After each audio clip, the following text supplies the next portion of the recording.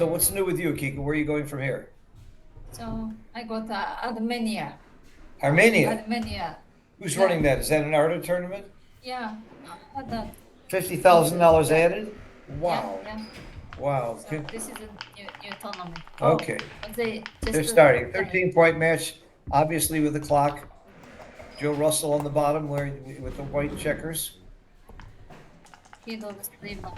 Yep. Great start. The best start you could have is 3-1. You're a 55-45 favorite. And 6-1's a great answer. Gary Koscielny has been donating his time doing online coaching for the women in backgammon group, and I've been watching his seminars. They're fantastic. And by the way, Gary graduated with from Princeton. He's a very smart guy.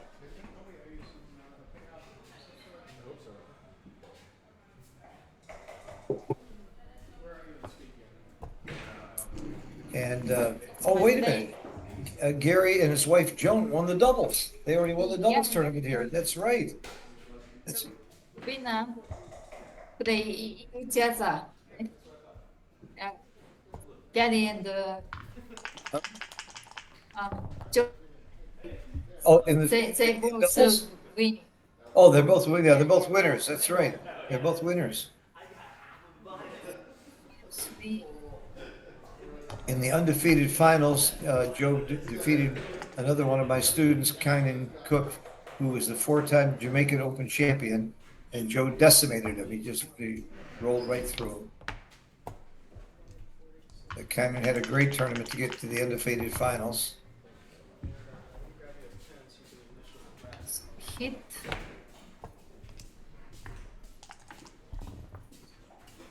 Gotta like Joe's position so far in this game. It's not hard to count that Joe has 1 checker back and Gary has 4 back. And when you have 4 back, that means you're getting killed in the race and you might get gammon some. But you could get into a back game too. If I'm Joe, I'm doubling here. Are you doubling, Kiko? Joe doesn't. Not yet. I was doubling.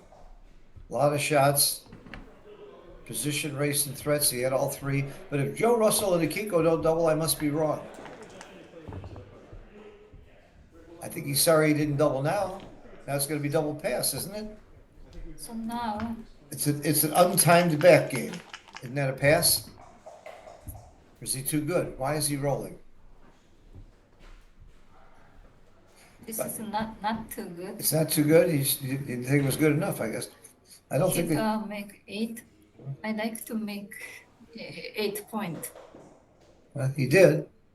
But maybe not. I don't understand the cube action. I'm not saying they're wrong. I'm saying I don't understand it. I would have been doubling.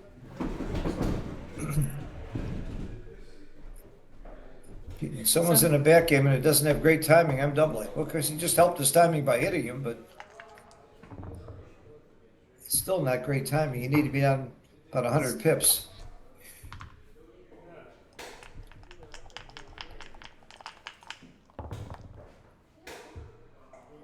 Up 6. That's probably the worst roll that Joe wanted because it helps the timing for your opponent a lot. That's his worst roll. Now I wouldn't double. Now he's got timing. By timing, it means that he'll be able to maintain his inner board when he gets the shot later to where he can do some damage when he hits that shot. I don't like making deep points like that, but I guess he had no choice.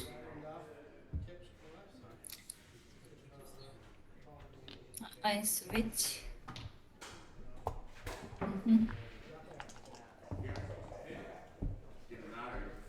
That was way no good. That's very bad. Everything is about timing in back games. So maybe. Now he's doubling, and I would pass. You have a back game that's not timed, you just pass. You got a boy, Gary. I think Joe missed the cube too. I would bet on it. I've won a bet against Joe once about 4 years ago, so it's possible he's wrong. You and I disagreed on a cube in our lecture this morning. We were lecturing with the intermediates. I said it was a double. She said it wasn't, and she was wrong by 1%. I rolled it out. I was right by 0.01. It was a double. And by the way, Akiko took the double and got gammon, didn't you? Yeah. Yeah, you got gammons. That proved my point. All right, Joe takes the lead, 1-0. It's a nice roll.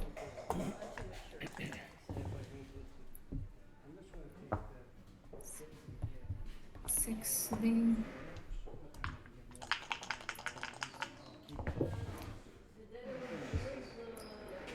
So it's good. Make 4 point in the 11.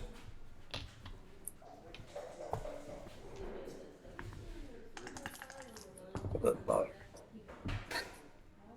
Wow, this is also good response. Make 4 point in the. I don't know. Maybe my place. Yeah, this is good. Yeah. You didn't play it awfully quickly. When you have doubles, you should take a little bit more time because there's more options. I have a saying about doubles: look for a great play, then find a better one.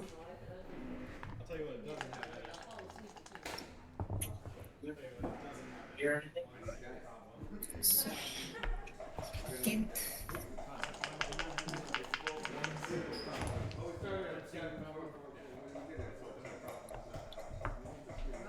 So hit again. I love these hitting games. First joker wins. First one to roll doubles and come in and hit and make 2 points. Boom. It's all over. That was a great response for Gary. Joe wants a 4. Make the 5 point. You know why? Because it's the 5 point. Maybe I come out. Really? Wow. I like the 5 point just like Joe did. I'm drinking some Red Stripe beer. It's the local beer here in Jamaica. It's about the only place where I really drink beer because I love their local beer and I love their local coffee, the Blue Mountain Coffee. Of course, we had a lot of jerk chicken.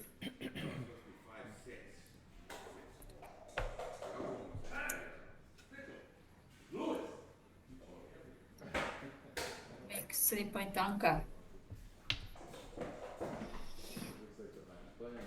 This is a great shot. Yeah, what else was he looking at? That's so important. Your opponent's got the semi-prime against you. You want that anchor.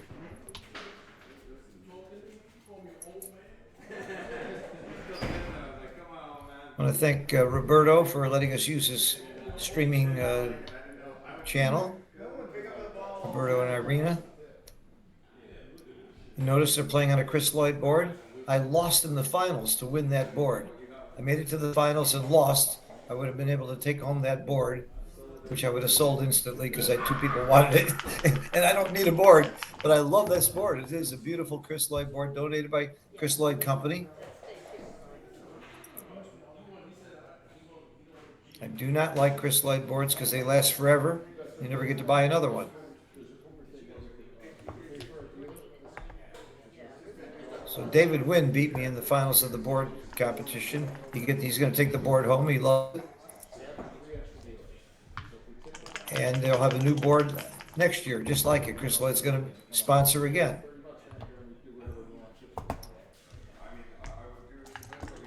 And you know what? When somebody sponsors tournaments to make it better for us to go to them, buy their products. Reward them. Okay, this is really a tough position either way. I'm not sure who's going to win this game. Double fives is not great because he needed 4s and 6s to get out. And he can't hit with double fives. If Gary can roll 5, the game is over. Pretty close to over. He does. I think, Mochi came up with a formula for the butterfly point, for the 3 point. If you're within 23 pips, you probably have a take. So I think he's probably within 23 pips. In fact, I'm sure he is. But that still means it could be a double. What do you think? Double take? I don't know the pips, so Probably close. I think red might not even be much of a. Yep, there's the cube real quick. I think Joe has a take. He does. Double take.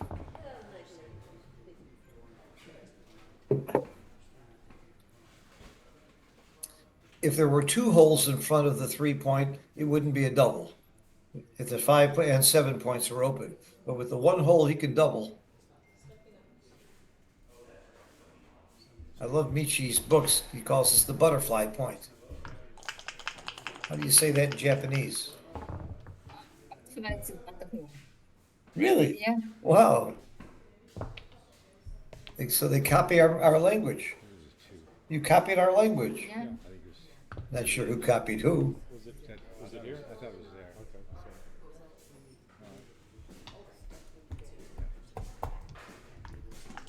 Legal moves, right? Yeah. 6. One reason you take these cubes is you don't get gammon very much from the 3-point. If all your checkers are in and you're stuck on the 3-point, it's less than 8% gammons. It's a reference position that I've studied. From the 2-point, it's about, I'm sorry, from the 3-point, it's less than 8%. 2 points, 8%. 3 points, more like 5 or 6% gammon. So you don't get gammon too much. How much does it cost you to take and maybe lose 2 points instead of 1? But if things turn out good and you win, it's a big swing. You win 2 points instead of losing 1. It's a 3-point swing if you win.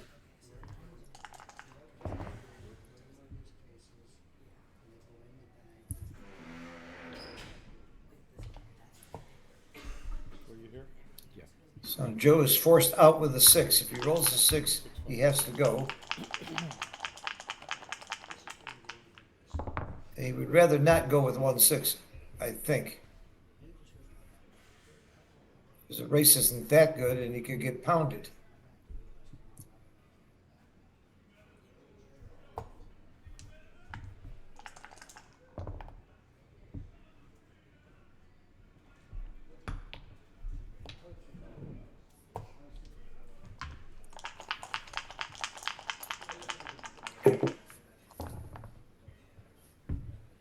Wow.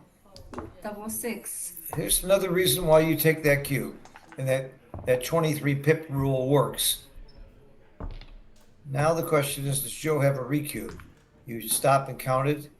He may very well have a recube here.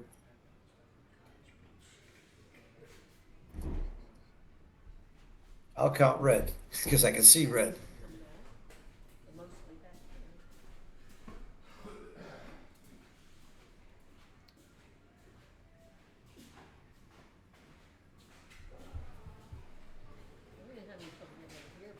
Red has 69.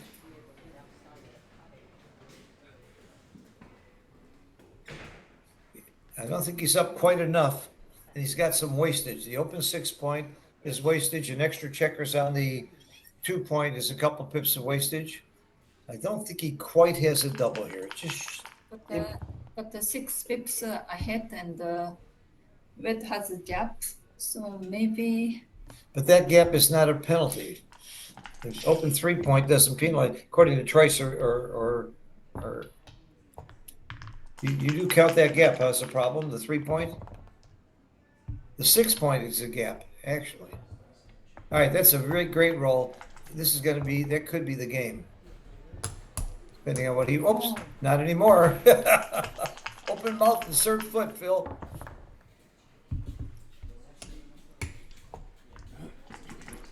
This is nipping. But by the way, that cube that he was thinking about, if the cube was in the center, I think it's a double, but you have to be better to redouble because you're giving your opponent access to the cube that they wouldn't have.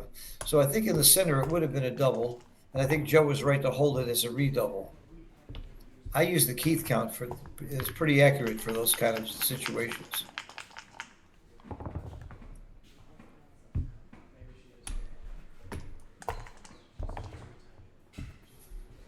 All right, Joe's got some serious gaps. 1s and 3s are both bad. He's shaking hard. Learned that from Victor Ashkenazi, I think.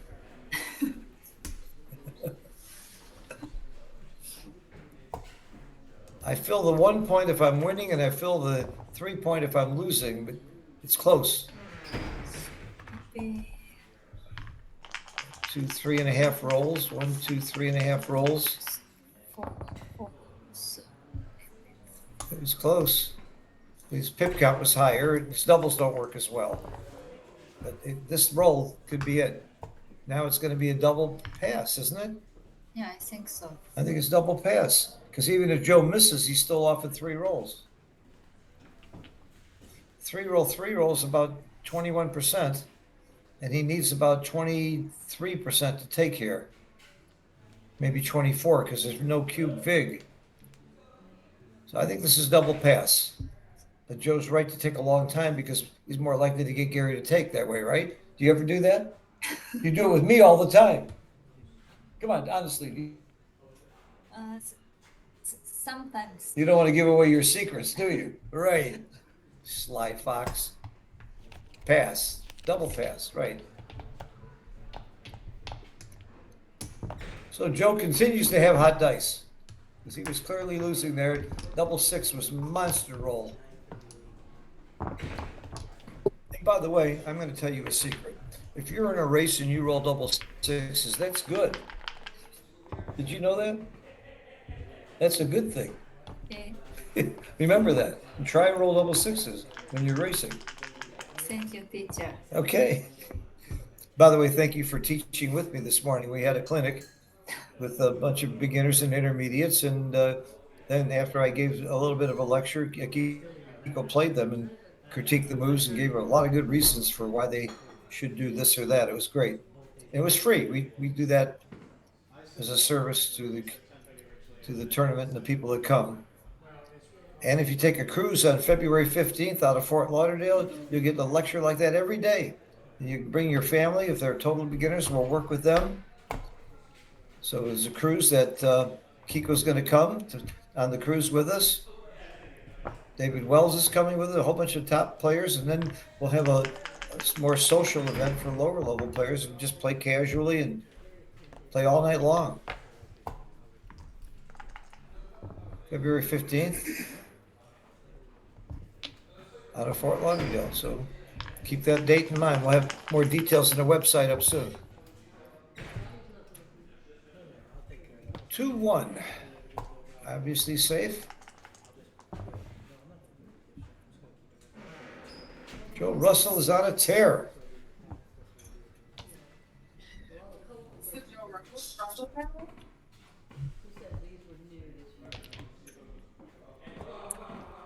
That's a good roll for Gary. Gary's getting back in this match now a little bit. I think Joe hops out here, doesn't he? Sure. Even though it's a double shot, what else are you going to do? I guess you can come up and down. What would you do? Yeah, come out. You come out? Yeah. Okay. Up in the race. You're up in the race, you race. And he does not get hit. He's very happy with that. 5.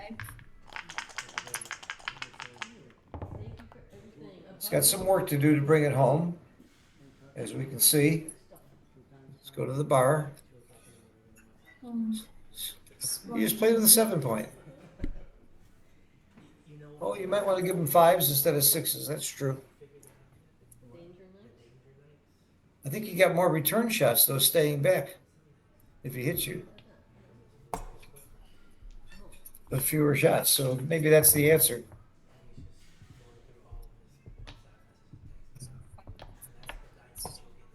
Great shot for Gary. Gary's due a little luck in this match. So far, it's all been Joe.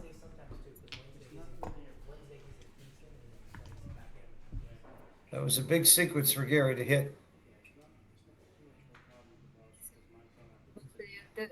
Double or I don't double. I don't double. I think it's a little too quick to double. I like this play a lot. Do you know that a 5 prime is almost as good as a 6 prime? Did you know that?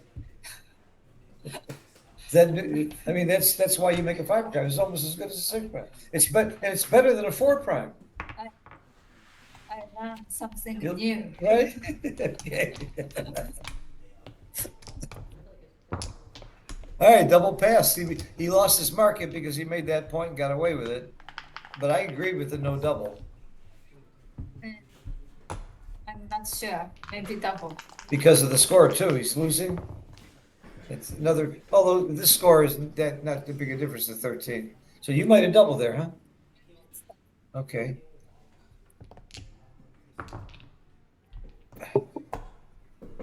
Wow. Here's Joe coming back strong with a great double three.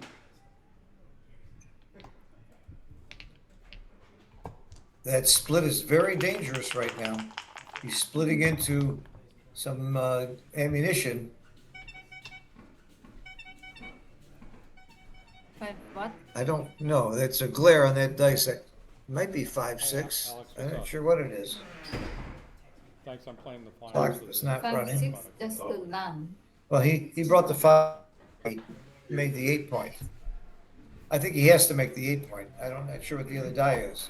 Oh, it's 5-3. Okay. This play was clear, I think. They're playing with a chess clock. You get 12 seconds to move without costing you anything, and then the main clock starts running, but they got 26 total minutes on the clock. If you run out of time, you lose. Snooze, you lose. It happened in Speedgammon in the semifinals. The fellow I played in the finals, his opponent had forgot to watch the clock enough and ran out of time.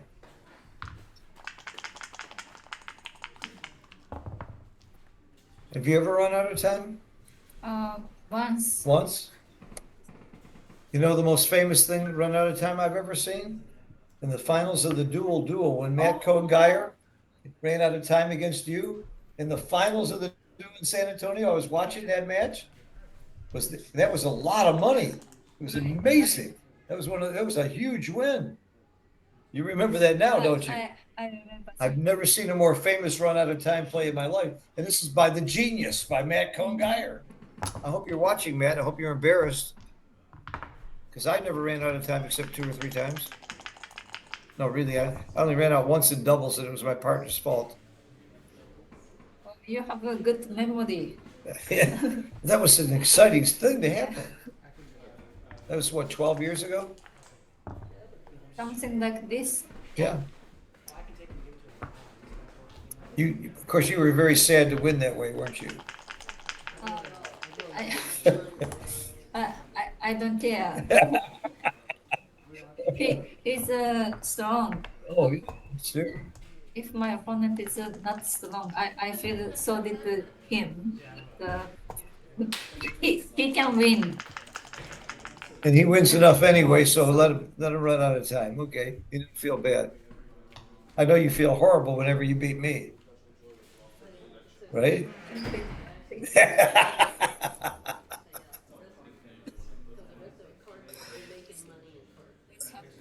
The two. He played with real.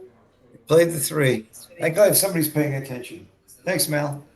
Hey, Mal, here, you won something this trip, didn't you? Finalist in the main. Oh, fantastic. And you lost to Joe Russell, didn't you?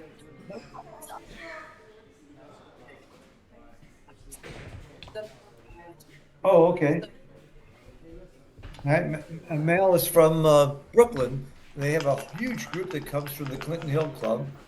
And I play there often, and I just love that whole group. They come to Jamaica every year with a big group. What'd you have, 12 people this time? I think so. 12 people from Brooklyn.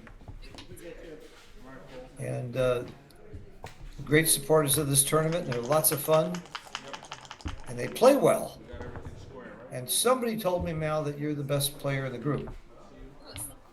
I think Joe told me you were the best player. You don't believe it? We have so many. And I hear you've only been playing 2 years? Unbelievable. The only other player I know that got that good in 2 years is Matt Cohn-Geyer, the guy we were talking about when he was in college. Wow. Fantastic. Congratulations on a great tournament.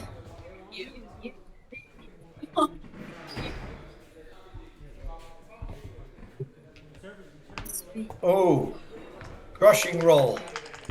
Too good to double. He's going to win too many gammons if he doesn't roll a 5. Oh, look at Joe Russell doesn't roll badly ever in this tournament. He's just so hot. I would take these dice home with me. I would. I would take the dice home. I wouldn't leave any of these dice here. 5-2 is good. 5-2. 6-5. But this finally, well, he's got a hit with the 5 and leave a double shot. Ooh, what? This is not a good roll for Joe. What would you do, Akiko? I know I'm hitting. Yeah. I hit and he's not, because he wants to keep his anchor in case he gets hit back. So he's at least got the anchor. He gets gammon less. Oh, double pass. You can't take this cube. You get gammon too much. He's got 24 hits and gets gammon a lot of those hits. So yeah, I'm not sure. Could it have been too good? Mel thinks so. Not too good. Not too good. Because 12 misses are bad. Yeah. Okay. I would have thought like Mel, it might be too good.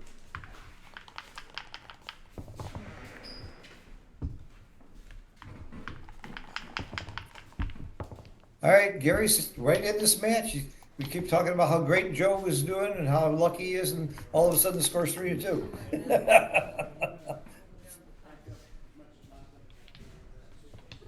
Hit and make 4 point. Great roll, one of his best. We play Bazooki as a side event. You get to crawl your roll one time every match. And I entered it 4 times and got knocked out 4 times. It's one of my favorite games, but it didn't work for me this time.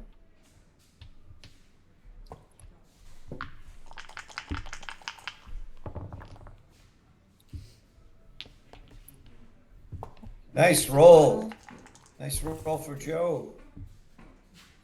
Double 4, also good. Now look at Gary's doing. He's up in the race, so he's racing. He's not trying to just play a blocking or hitting game. That's part of what the lecture that you and I gave this morning about concentrating on your game plan. Should you be racing, blocking, or hitting? I don't like make 2 point. You know, like Joe's making the 2 point? It's kind of deep.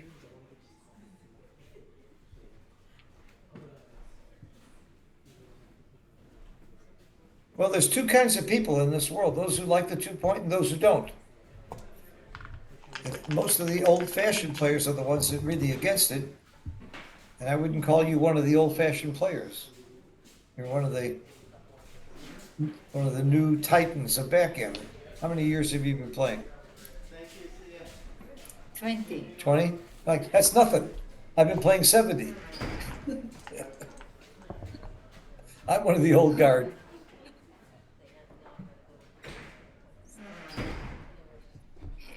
Eight to 3.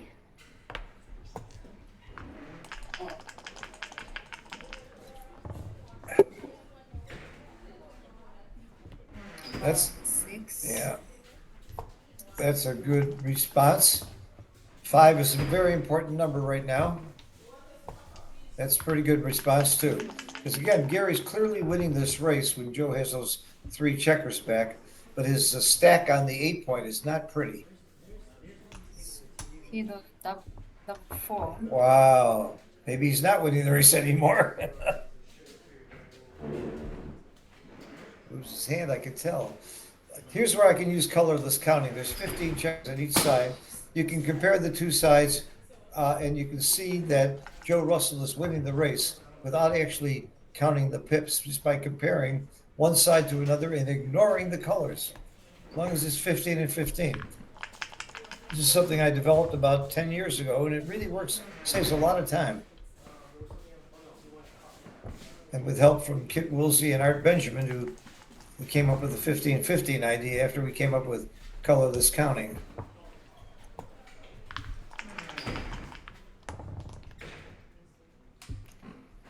it's easy to know when there's 15 on each side. If you've got 3 yellows on one side and 3 reds on the other side, it's 50 to 50. I mean, at the moment when we were counting, it was 5 and 5.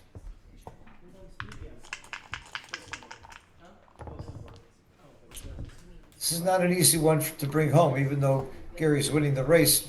Joe's got a couple of good blocking points. But it's all about timing again and double. Oh, this is 5-4. Okay. So Gary is now what we call brittle. He doesn't have a lot of flexibility, and he's very, very likely to leave a shot. Almost all of his sixes are bad, and many of his fives are, and sure enough, he immediately rolls a 6 and leaves a shot. It's 3. Joe took a big lead, 3-0, and Gary's fighting back. This is That's a big roll for the race. And to clear, that was a very good. How you doing in the poker, David? Nothing to speak of yet. Oh, David Wells joining us. He knows how Joe Russell played. He faced him. Joe's tough. He faced him in what, the Super in the Masters? Yeah. And this is the finals. And part of the reason Joe's there is he was able to get by David Wells. See Joe, maybe 2 at 4. He goes. So now it's all about the race, but there is some shot vig, and there's some wastage. So you got to look at distribution, and you got to look at the chances of the shot in addition to just the race. Red roll is 6-3. He's thinking of running. Is that right? Is that right? I would not to waste the pips. I would run. I'd leave a 1 shot. Of course, leaving a 4 shot duplicates, and you get more shots the other way. If you did run, would you leave a 4 shot or a 1 shot, I David? mean, it's 11 versus 14, and you really don't want to get hit, or 15. So I would do the 1 shot. Okay. It's 4 extra shots. That's pretty big. I think I would do the 1 shot here. Red's up in the race. And getting hit isn't the end. Is 1 is duplicated also, Yeah. covering. I like this play. Nice play, Gary. Looks right. I like that he thought about it for a while. He uses this is a good time to use time on the clock because this could have been a very important play.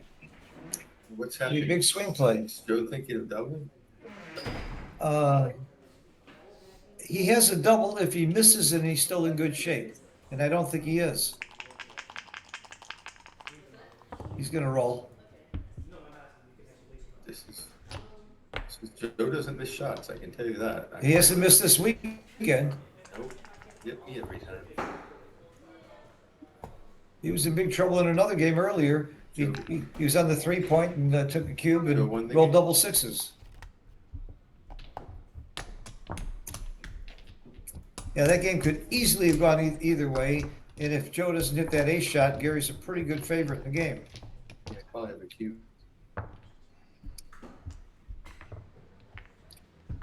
All right. Got poker in. Good luck in the poker, David. Thank you. I got a piece of you, so win. Now I care.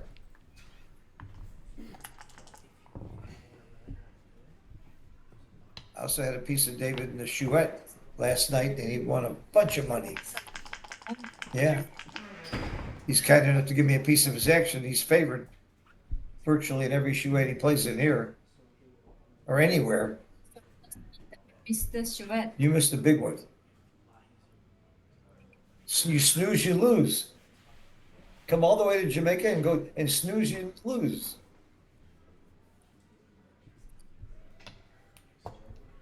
Joey and Blaze and Chai. I mean, these are all good players, but David's better. We know that, and you're better. If you'd give me a piece of, you'd give me 1% of your action, I would wake you up and let you go. For just 1%. Next time you'll know. Next time. Next time, give me 1%. And I'll make sure you know when the Chouette is. David gives me 10 or 15%, depending on the shoe. I've got 10% of his action in the big poker game tonight, and David's easily the best poker player there. I mean, he's a professional poker player.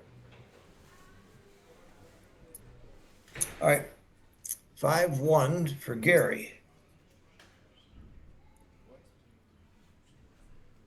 I stack and come up. I don't know what else to do. Yeah, I stuck and split. Go to the 22. Tw- Oh, it's 23. Joe's. I'm sorry, it's Joe's. Yeah, I'm sorry. Ooh, you know, with 2 checkers back, this is not bad. He's already way behind in the race. He'd like to prime. That's a good roll for Gary. Makes the bar. Joe will certainly cover his 5-point every time it works. Wow, that was way. Come up and down. Oh, you don't come down. Oh yeah, he's only got 2 on the midpoint. Yeah, this is forced.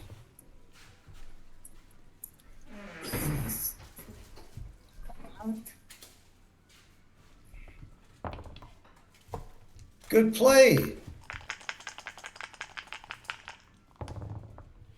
It's a hit. Joe doesn't miss hits. You got it.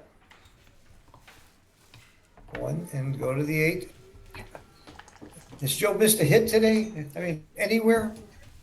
It's amazing. He's this. Mm-hmm. Sniper. How do you say sniper in Japanese? Oh. Maybe sniper.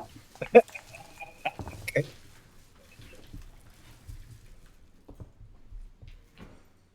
Nice roll, Gary. Make the ace point because you're so stacked up and you got a checker on the bar. You don't mind making the ace point then. He still has a problem getting that last checker out. He danced, but he's got to come out with 6s and 4s. It's not quite a double because of that. Oh, do you make the 5-point or you run? I think I just run and double them out. I don't think you mess with making the 5-point. No. Oh, he is doing it. Okay. Oh, it wasn't a double 4. It was, okay. I thought he had a double 4. 4-3. Not a cube yet. He's got to get that back checker out of his harm's way before he can double. And he does. Now we're getting closer to a double. It's all about the race. Remember this, when your opponent is on your 4-point or higher, the race is a critical factor. You really need to be up about 15% to give the cube. Unless your opponent's board is crashed. So I guess Gary's up to 50%. Quick take. Another reason it's a quick take is the 5-point is open for Gary. That makes it harder for him to bring his checkers home without leaving a shot. I'm not sure it was a double. I don't know. You wouldn't have doubled. I didn't think it was a double. And Joe snapped it up before the cube hit the table. Now, I saw Gary at another previous match in the, was it in the main? Against the very fine player from Brazil. I saw Gary give a very, very loose cube. So he has a tendency when he's behind to gamble on the cube, and I think he just did. I think that was a gamble. Gary's very soft-spoken, smart, genteel guy, perfect gentleman. But with the cube, he's a butcher. But against the Joe, maybe it's good. Yeah. Well, we both know Joe is favored. There's no question Joe is going to play at a lower PR and is more likely to win. But by gambling too much, you throw the match away too. He's not that much worse. Where with a little bit of luck, he could win by just playing well. But there are situations where you might gamble a little here and there. Especially if you're way down in the score. At 2-4, it's nothing. But Gary's not afraid to gamble. He's a very smart guy. He plays in Chouettes. He plays for money. He and I have a bet of a 50 or $100 every tournament we go to. Who's going to go farther? Wow. It's just fun. We just like to have the extra action. He's just a great guy, and his wife Joan is the sweetest lady. She's a nurse. I was in the hospital a few years ago with some heart condition. I had some stents put in, and she was a nurse at the hospital and made sure I had really good care. Very sweet, very kind.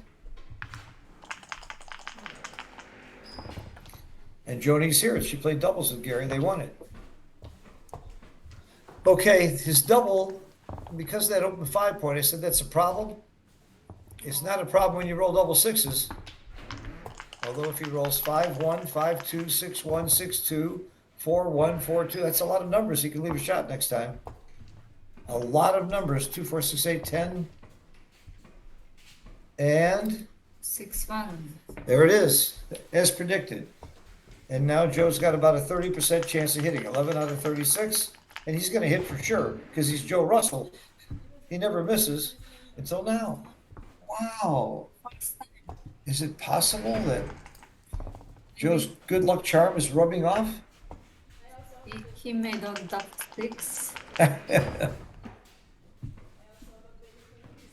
Double 5. Oh my God. He found another way that he might win. Still not favored, but he's in the ballpark now. He's in the ballpark. And you know what? When you're holding the cube, you actually win more than if the cube was in the middle because you can use the cube for leverage or vig. You don't have to get your checkers off first if you've got the cube.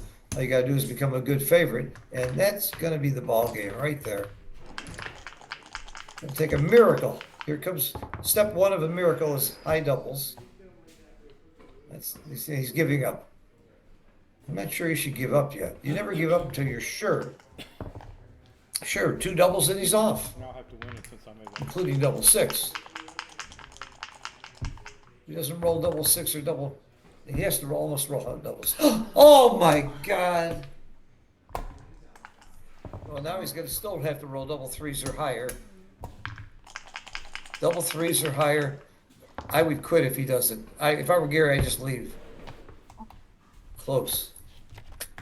Oh, how disheartening would that have been for Gary? And he almost gave up. You saw Joe almost mashing the checkers and quitting. You never give up unless it's 100% sure, do you? Yeah, I never give up. Never. I've seen you go down where you got 1% and you're still rolling. Yeah. I think that's the way to be. Why not? We've all seen 1% win many times in backgammon.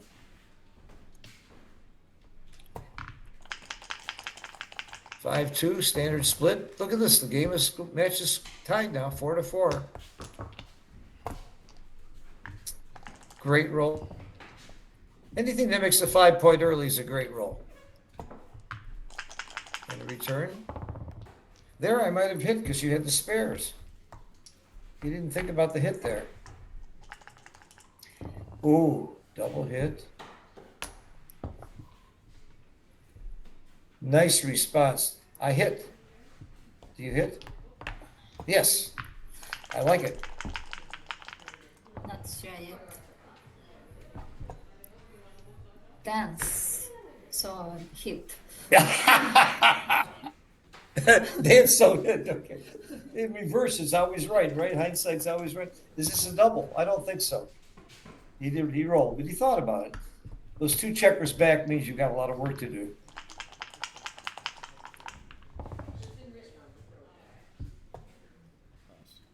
Dance. Double pass very quick.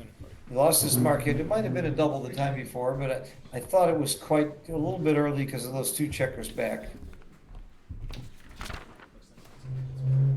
They're both playing pretty quick. Take a break. And I bet you money it was Joe Russell that called for the break. He's very smart about that. Funny story though.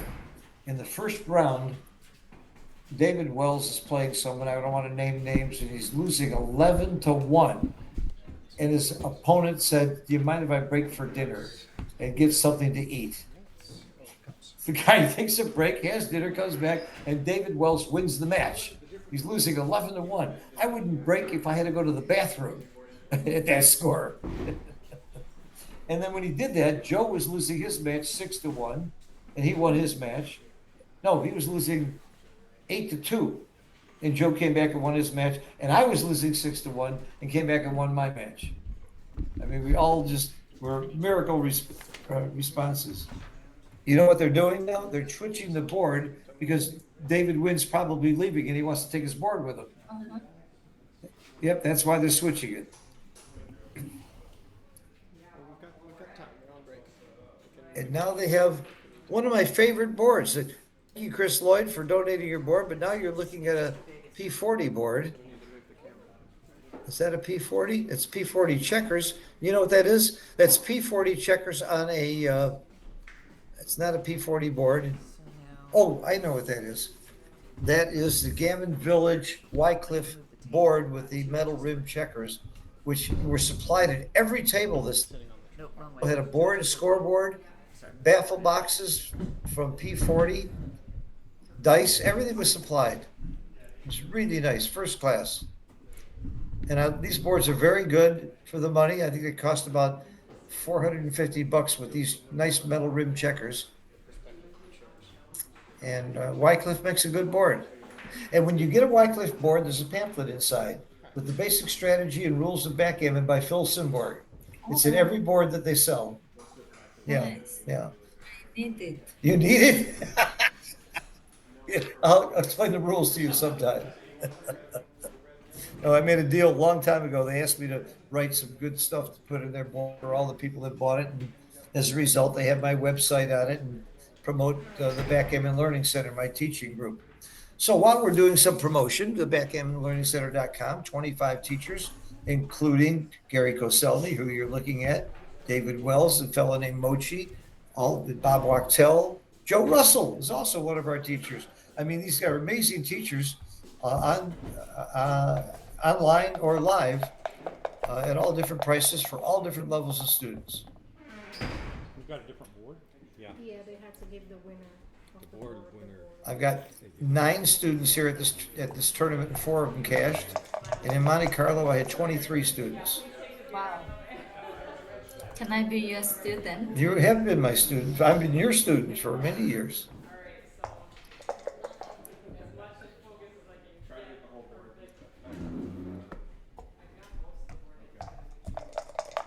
Still gonna do double five. Yep, the double five blitz is a whole different kind of game. And once you do that, you want to just keep hitting because you've made your ace point. It's the only game you have is to play a hitting game. You make anchor or hit.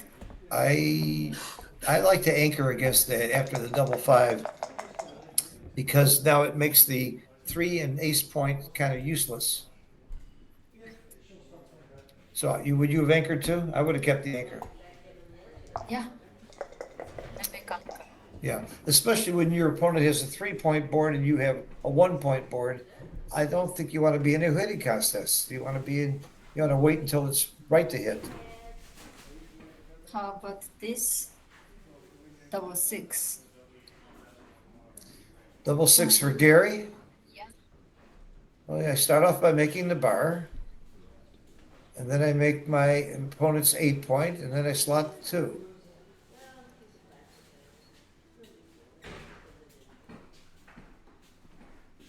There's a hit. Yeah, there's a You hit. can make 11. So Oh, make the 11, but where's the last one? You might hit off the 5-point and make the bar. That's reasonable. So this is interesting. There's like 5 plays here. He's really right to take his time. The one thing I don't do is make the 2-point. Okay, I like the hit and I like making the bar. This is my play.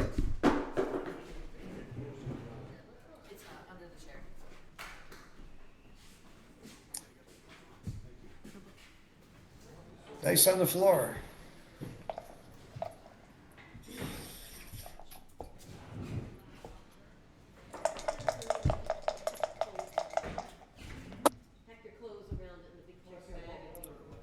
6-3. He miss. Well, you just run around. Just come around. No, leave the double shot out there. I would have just come around. It's reasonable. Because of the blot inside.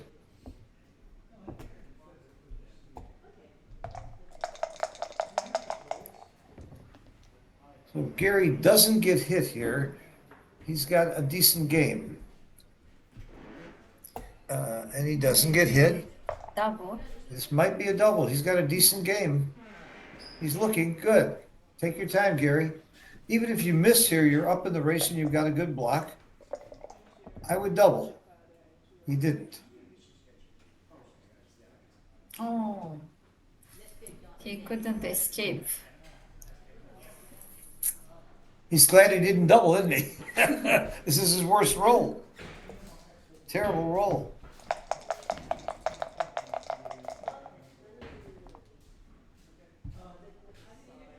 Joe hit.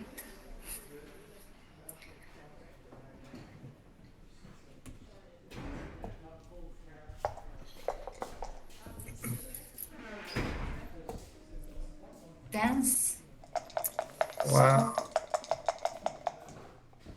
I don't think it's a cube. He rolled. I agree. Sometimes, your opponent dances, you get excited, you give the cube, and as soon as you do, you realize, wait a minute, you still got a decent game. I didn't have a cube here. Just because the guy dances or has one bad roll doesn't mean you should flip the cube. But there's that tendency to do that. We don't have to make anchor. Yeah, I like it. Especially with the checker on the bar. I like this. Yes. Play for position.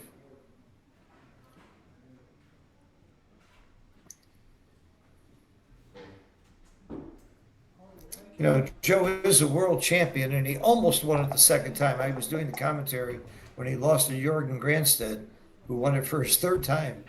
But the match that Joe lost in the finals, I think he played at 3 PR or a little under 3. He showed that he was a champion himself in one of the highest pressure situations you could be in. So pressure doesn't mean anything for Joe. This is not a pressure match. And it might mean something for Gary. I don't think Gary's been in the finals of something this big that often. Joe's been here many times. So if nerve have anything to do with it, you got to favor Joe there. In the meantime, Gary's winning. Nice comeback from 3-0. He's kept his cool. Split.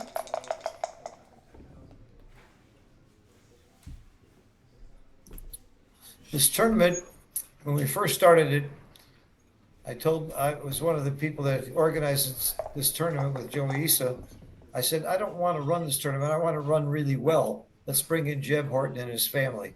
And he's been running it ever since and doing a fantastic job. Everything runs very smoothly. Even people here on Jamaican time are more casual. It's almost like California time. Jeb keeps it moving in a very nice way and gets everything done on time. Very professional. And he brings his whole family in. Andy, his daughter-in-law, is in charge of the streaming and technology, and you can see how good it is. And his son, Paul, is co-tournament director, and his wife, Robin, does all the side events. And together they live in a beautiful cottage on the water that Joey sets them up in every year. Used to be my cottage. So I stay down the road a little bit with Akiko and David and Joe.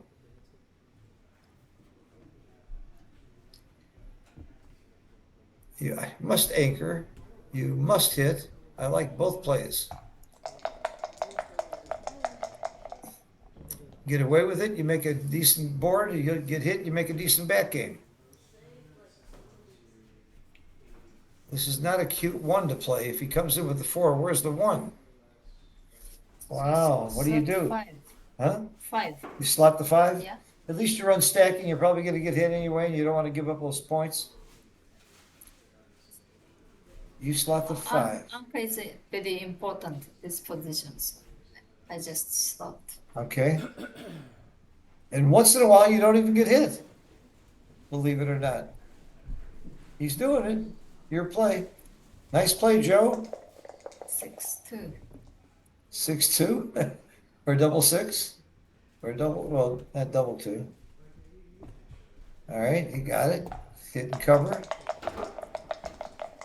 But Joe kept his anchor. He's got his opponent's 3 points, so he can't get totally blitzed out. 4-2. Again, if you come in with the 4, I guess you have to hit. If you come in with the 2, it's too ugly. I don't hit. Ooh, that's too loose with all those. You're outboarded terribly. You don't give up the anchor. Come in with the 4 and come down with the 2? Yeah. Me too. There it is. That's the play we make. He did too. Mochi does that all the time. He puts down the worst play first, just to make sure he doesn't do it, and then changes it. Almost always the first play he looks at is not the one he's going to end up with. Japanese style. Oh, not just Mochi does that? Yeah. You do that too? Okay. Did all this Japanese style evolve from Kenji? That where it started? No? No? I think he's the father of Japanese backgammon, isn't he? I mean, Yeah, he's the father of Japanese backgammon community. yeah. He's responsible for a lot of you players being in backgammon now.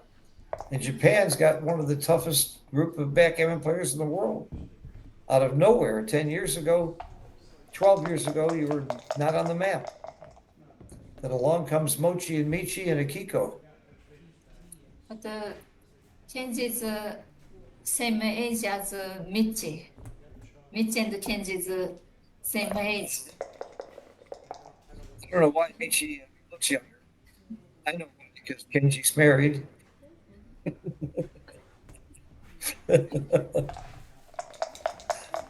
Oh, Kenji. Maybe that's why. That's right. Kenji's a doctor. He's a dentist. He's a Yeah, dentist. Periodontic, I think. And Kenji owns a bar in Tokyo called Never Never Land. And it's a country western bar in the middle of Tokyo with backgammon tables. And it's the most fun place to hang out. It's unbelievable. We've had some wild chouettes there. Wow.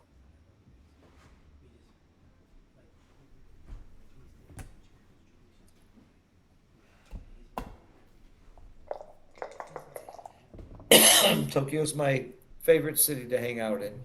New York is second.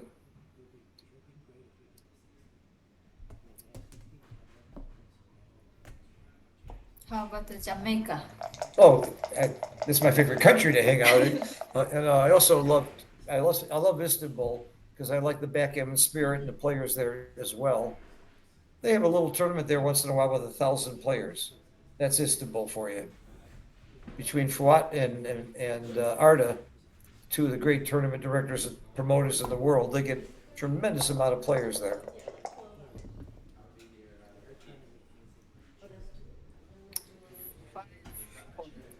Hit.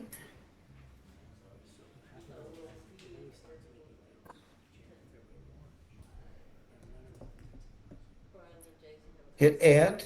Come. Wow. That's 6 blots. My book says you don't leave 6 blocks. You leave 7.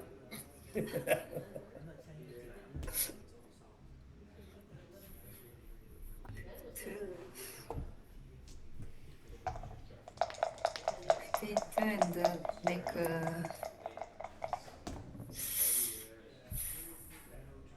This is a complicated position. This is not easy plays. come out. He can hit. This is good number to come out. Ah, I see. Yeah, hitting doesn't do that much because your opponent already has a lot of checkers back, and hitting would only help him make more of a back game. Very interesting game. A high holding game with the outside point. You don't find books on this kind of positions. You gotta use your instincts.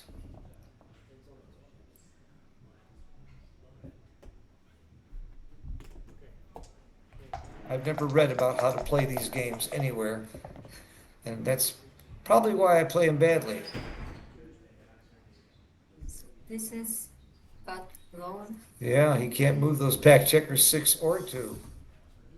Breaking a point is not comfortable here. And look at Gary's board. He's got a beautiful board inside. It's got the rack. Is that the rack? 6, 5, and 4 points.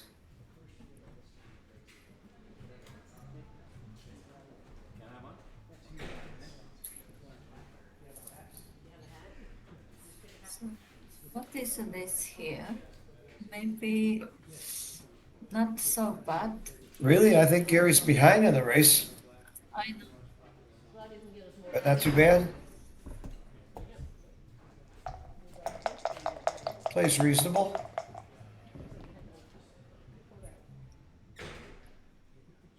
Oh, 6, it's 2. again. So now he should slot. Yeah. All right, Gary rules the 1 here. He's got a big command in this game. Double 4s.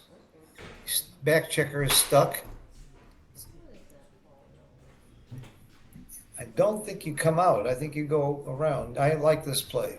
Coming out just gives up your chances of getting more shots, and I think he needs to get shots.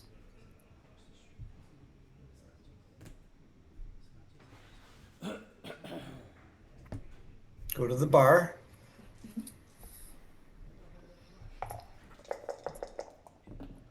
Very tricky little game here. This is a tough roll right here. I don't see any other play. Even if Joe rolls a 3, he's got those 2 blots in his inner board. 2. I play 6 to 4. No, that's okay too. That's fine. You still got flexibility.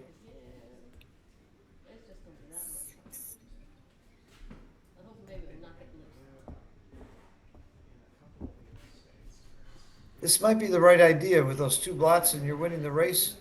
Is he winning the race? Yes, he might be. It's close.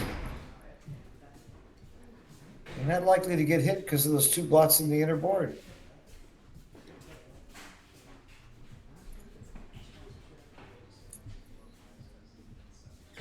Race is close. That's what he's doing now. He's counting. Here's something Mochi and I talk about. We agree. We'd like to have a button on the board where you push it and get the pip count. So you don't have to do all that work of counting the pips. People who count fast don't like that idea. So I need the Steve Sachs here. Steve Sachs is super fast. So is Jason Briggs, Karen Davis, Art Benjamin. But I'm faster than all of them. But I don't get the right answer. So when I play, I can count, but when I watch, I don't want to count. It's too much work. You're willing to do the work if you're going to get the money for it, right? Right. You're so greedy. It's all about the money. You're not getting paid to do this, so why should you do all that work? Boy, I had no idea I didn't know you were that greedy. I knew that.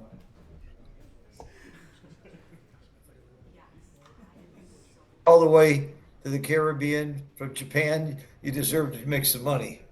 And you made some money this trip. You won the super jackpot. And you played in some chouettes and other things. I know you took at least $200 from me. All right, here's a good double. I think you beat me. I beat you this trip? And, yeah. Oh, wow. I got to report that to the IRS now. It's unusual for me to beat you. I beat you at Backgammon this time. Yeah. That's right. That's where I beat you. Double pass. I like that cube action. We haven't seen any big games. We haven't seen a 4 cube. We haven't seen any gammons. They're both playing very close to the chest.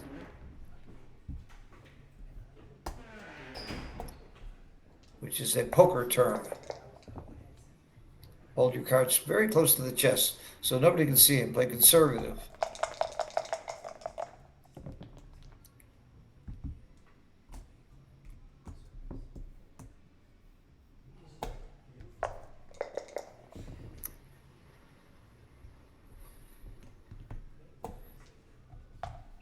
Power anchor. Which one? Run, baby, run. You can't run. Do you hit off the ace or do you slot the 2? 2. The 2. Why? Too many blocks. So now. Extra blots? Yeah. Joe, like my play, I hit off the ace.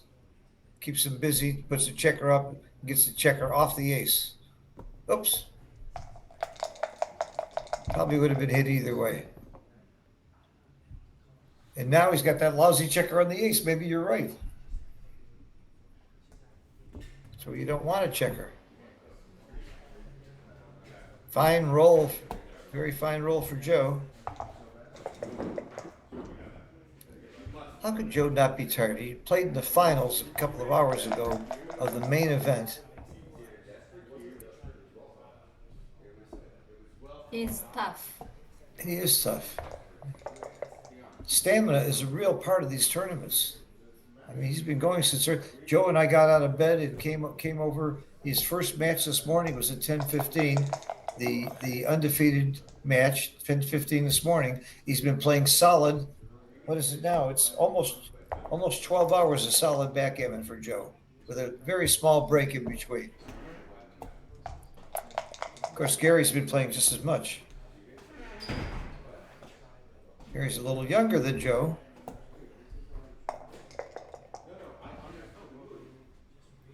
How old is he? Joe. Joe, I don't know. Couldn't tell you. My guess is 65, 68,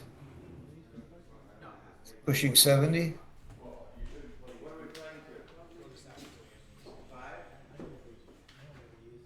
All over the world for many years. He's been a giant for as long as they've had the Giants list. Considered one of the best players for many years.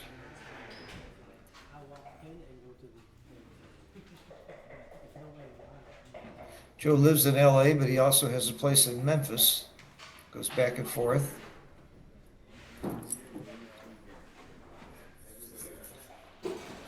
I think I talked Joe into coming to New York this year. New York tournament in early January is just, no, it's the biggest one in the U.S. It gets the biggest crowd of good players. You hop on a train and 7 minutes later, you're in the middle of Manhattan. It's one of the tournaments I make every year. And this year we're going to New Orleans. You gonna make it? This year? This year, New Orleans, September. Guess you're not making it. It's the first time Bill Riles and Tara are running it. And a lot of us are gonna go. David Wells is gonna meet me there.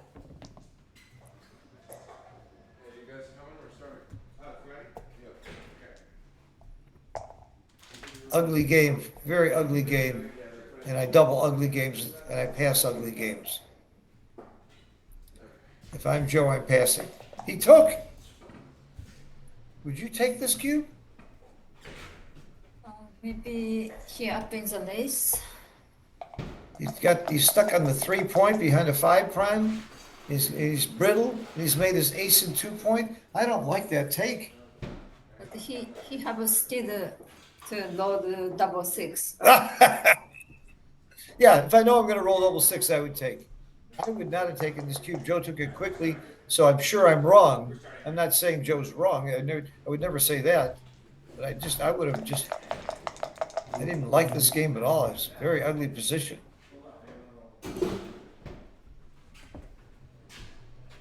And he's got a Swiss cheese board with holes in it, so that even if he gets a shot and hits it, Gary's going to pop right back in. Just gonna have to roll a couple of sixes. Oh, big roll for Gary. I told you this was a pass, Joe. I told you so. I don't like I told you so, but I did tell him so. It ain't over. I'm talking as if the game's over, but anything can happen. We've all seen it.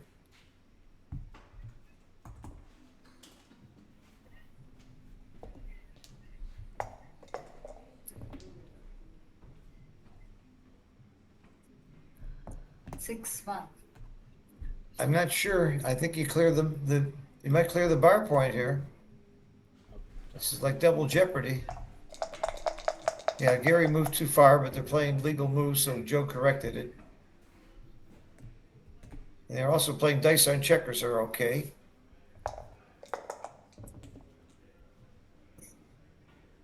Here, as I call it, the dice is on the checker. Perfect timing, Phil.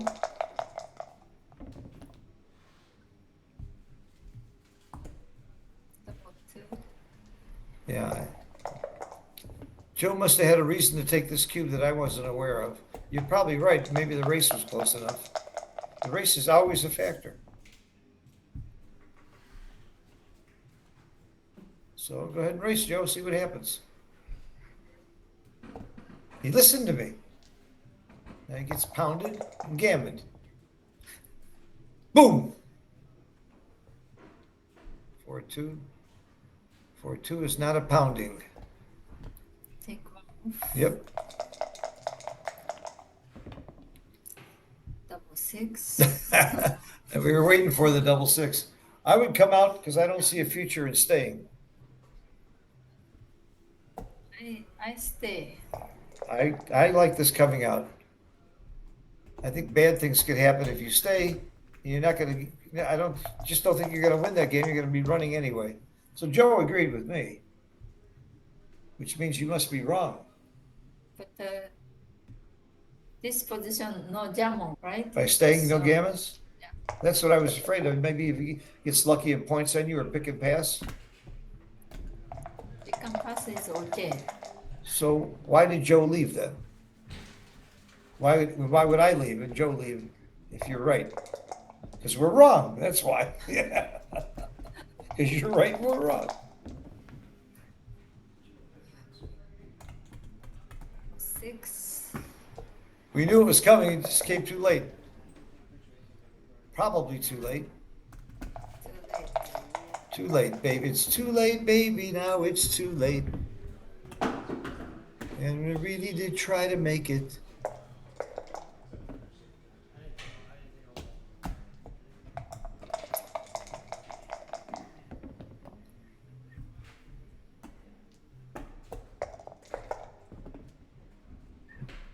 It's all over but the shouting. There it is. So speaking of the Never Never Land, you remember the night that we all played John Kuhnman? He was permanent box.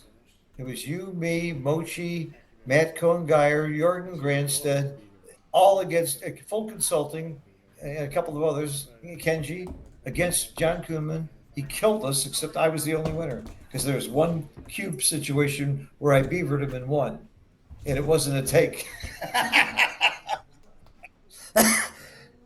So 20,000, I won 5,000, everybody else lost, and I was on your team. So you won. I won. I won $5,000. It's the craziest shoe-out I've ever seen. I'm the only one that was willing to take the cube. I even said, I said to John, I'll beaver that cube. John says, okay, I'll give it to you then. And I beavered it. We gammoned him. I put it in an XG, and I shouldn't have taken it. It's the luckiest stupid thing I ever did. I could have lost $5,000 very easily on that cube. He was permanent box. It was wild. So everybody was playing for 100, 200, or 400 a point. I think he was playing for 4,000 a point. Something like this. Only in Japan do I see that kind of stuff happening.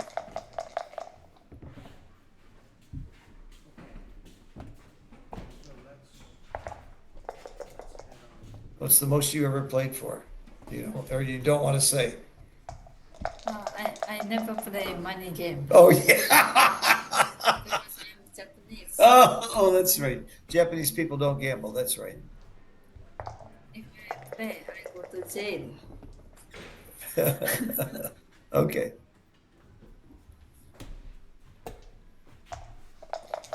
Wow.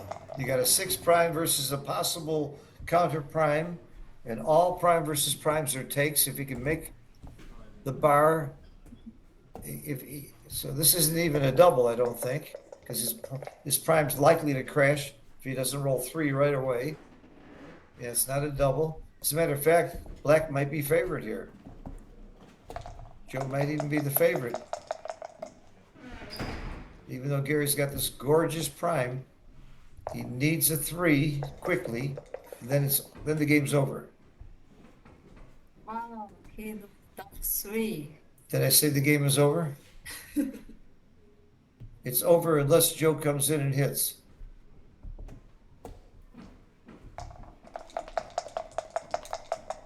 Now the question is it too good? I don't think so. I don't think it's too good. I think it's double pass. Very quickly, double pass. They agreed with me. That double 3 was, Gary's getting some rolls. Look at the score. We keep talking about Joe Russell's luck. Look at the score. 9-5 Gary. 4 away, 8 away. 8 away. Wow. Go, Gary. I'm rooting for both of them because I like them both. They're both great gentlemen, nice people. They both work hard on their game. Joe's worked about 20 years longer, maybe 30 years longer on his game, but and Joe's already got a pocket full of money from earlier.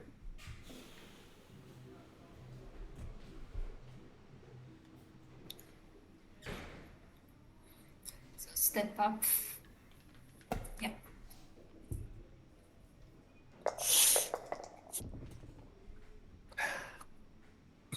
So 5, 4. Lamb.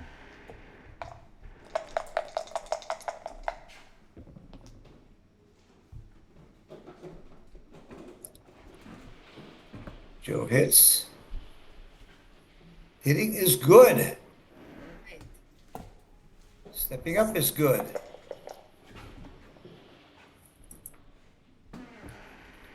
Make anchor. Good. That is what we call a cube saver. It'll stop Joe from doubling not only on this roll, but for a while. So 6, 3. Ouch. I don't see, I wouldn't play. I just give up. Makes a point. Yeah. Gary would like a 6. So hit. So John needs a double 4. Or a 5. Would be fine. You got it. Got that golden point anchor.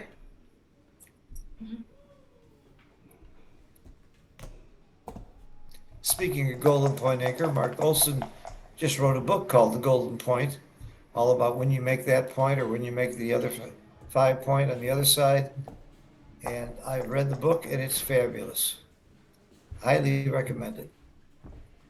I like all of Mark Olson's books, but I think this is one of his best because it's a very practical, specific thing that you can learn and remember with great examples. So, Mark, if you want to give me a commission, I'll take it because I don't get anything for plugging this book.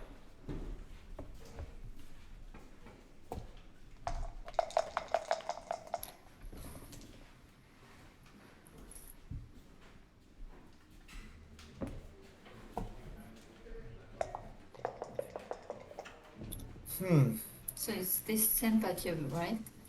Center cube. Yeah, the 2 makes it look like Joe's holding the cube. It should say 64, so it's clear that it's in the center. I don't know why they don't put it in the center slot. There's a slot there right on the board, right in between where the scoreboard is, where the cube should belong. So there's no ambiguity. It almost looks like Joe's holding a 2 cube. You're right.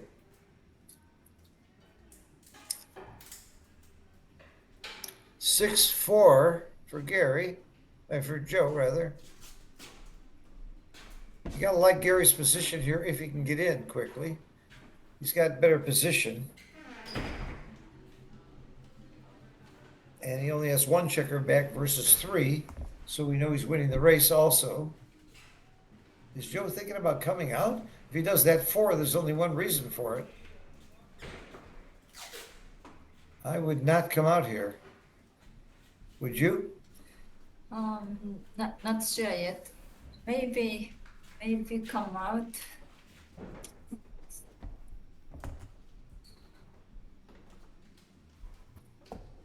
I wouldn't. I like this play. I think it's too risky to give up your anchor.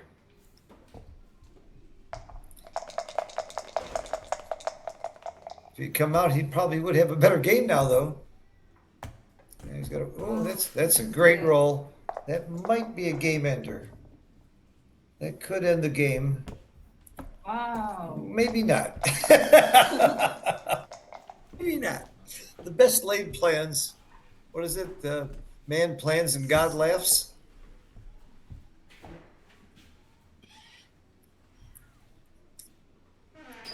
That was quite a sequence for him to come in and hit there. That should be the end of the game. I don't see how you take this cube. Yeah. It's I don't see how, what's he even looking at? There's no reason to take this cube.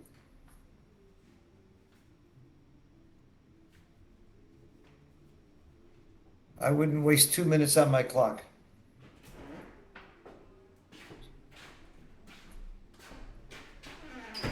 No, I wouldn't waste 1 minute on my clock. the Joe count pips before he pass.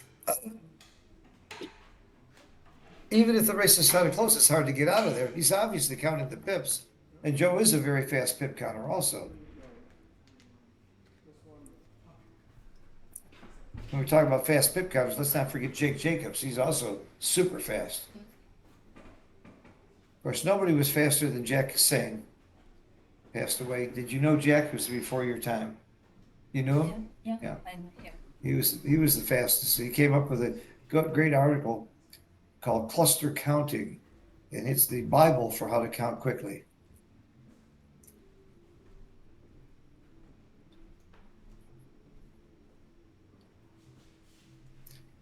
I just can't even imagine. He took it. You're shocked too? Happened. Yeah, you're shocked also. I am. I don't see how you can take this cube. Maybe he play a lot of Backgammon. That's what he. Yeah, he's playing with us. Backgammon's a deep back game, but he doesn't have his back game established yet. And it's not going to be much of a back game with the 5 point. A 3-5 game is, I don't even call that a back game. That's a double holding game. Wow. That's a shocker that he took that cube. I would bet that one with Joe. Maybe the score? Oh, what do we know? What do we know about taking cubes? Look at that roll. Okay. Joker, Joker. That's backgammon. Joker, Joker. You roll your best, and then the other guy comes back with his best.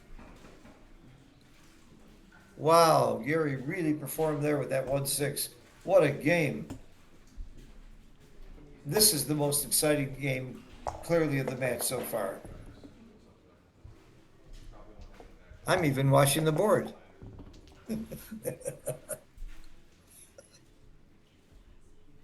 6-5. See?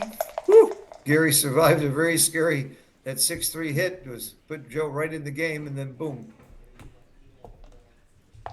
Joe's not out of it now, and he's not likely to get Gammon too much holding the 5 point. There's a very nice roll. Come down. What else you gonna do? That's it? He needs 6. 6-4, he got it. That keeps his timing and his board. Gary's got some bad rolls here. 2-1, you just clear from the rear. Gives you some good builders.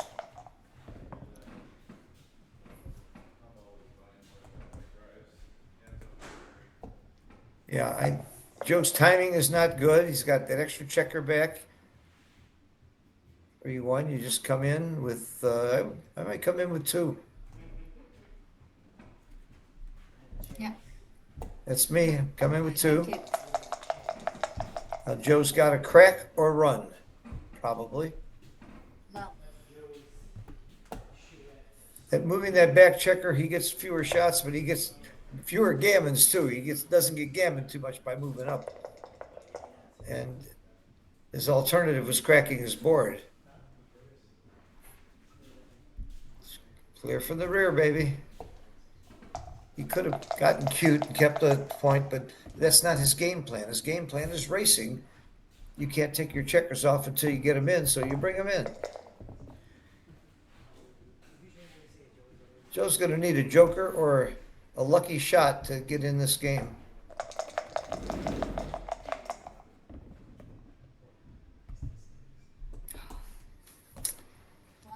That's why they call him Joe Russell. Now he's got a shot at this game. He's still behind, even after that.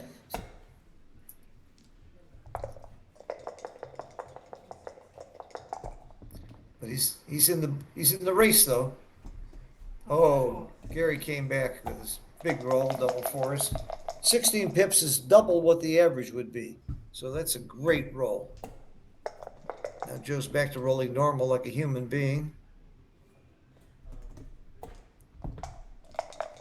It could be the score influenced Joe's take there. Being down 9-5, he might have been more frisky about taking.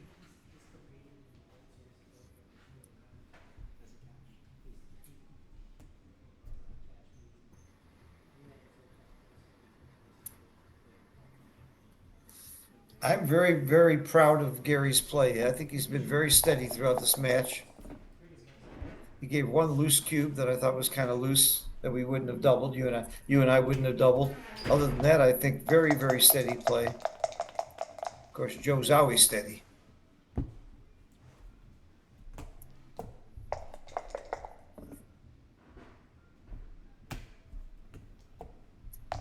Points, yeah. Joe's still not out of it. We're talking like it's over. That when he rolls double ones and 2-1 though.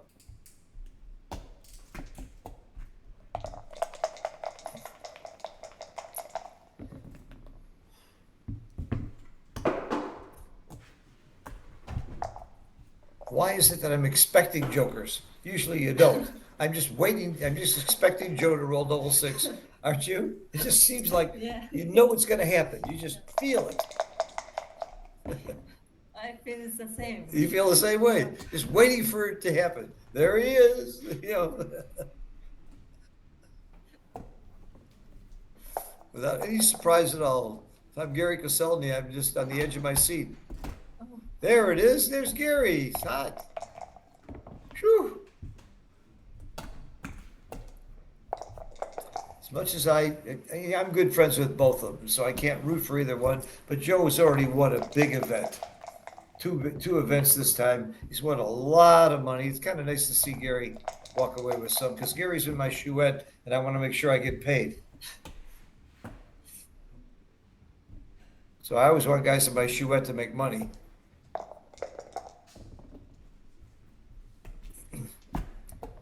It's kind of nice living in South Florida. There's lots of action there. New York's got the most action in the United States by far, but South Florida's a close second. And when it comes to tournament play and social gatherings, Florida's great. Thanks, Karen Davis does a lot of promotion there. Michelle Rogers has a mailing list and puts together several social groups in Fort Lauderdale and Palm Beach and those areas. So it's really kind of nice. I love living in Florida because I got lots of backgammon and tennis and the sun. Put the cube in the middle. There we go. Off the table. Why would he put it off the table? There you go. That's where the cube belongs. That's what that hole is for. Thank you. Okay, at 2 away, 8 away. Most people who are losing are afraid to double their opponent when they're 2 away because if they double and they're wrong, they lose the match. But what happens if you don't double and you lose the game? You're in big trouble anyway because of the Crawford rule. So you actually should double faster when your opponent is 2 away. And there's another reason why. If you double, then it no longer matters if you get gammoned. So you can play looser, and your gammons are worth more if you win a gammon. And there's another reason why you double faster. Your opponents never can redouble. So there's no cube vig or power for the taker. So it's just the opposite of what most beginners think. You don't hold the cube longer. As soon as you have a chance where your opponent is in a slightly gammonish position and you have a little edge, you give that cube. And Joe is not there because Gary's only got 1 checker back. If Gary had 2 checkers back, he might be cubing right now.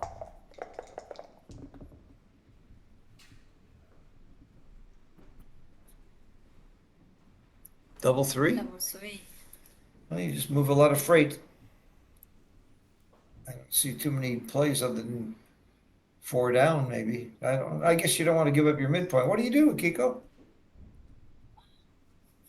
Good question.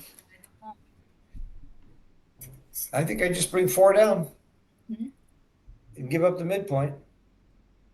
I just don't know where else to put them. I don't stack the 7. So point on ace point is crazy. Maybe crazy. The ace point, Ace point. it's not crazy. It's a possibility.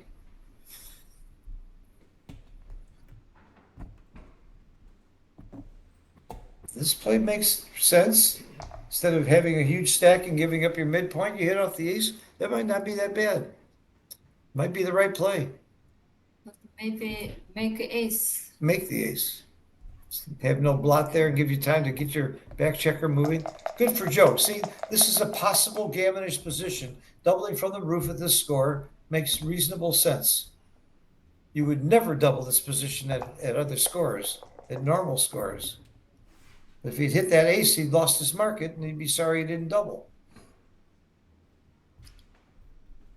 And he doesn't have to worry about a recube, and he doesn't have to worry about getting gammon. So I love Joe's cube there. I really loved it. Just got a lot of shots here.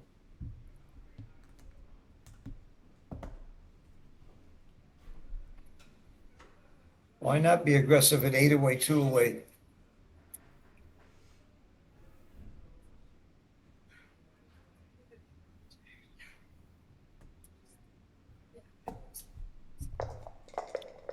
All right, Gary's got to perform. He needs a 7. Nope. Now Joe's got a commanding position. That double turned out to be, even though he didn't hit the shot coming in, he ends up with a very, very strong game. Slots the back of the prime. That's thematic. Make the 6 prime, then go for the gammon. Joe wins the gammon here. He's back in the match. Split, because you don't want to get stuck. Beautiful, beautiful double from the bar by Joe, and I guarantee you lots of people would have missed that. That's very impressive. And Gary was right to snap it. I mean, it was an early double. He had lots of game left. He's not happy now.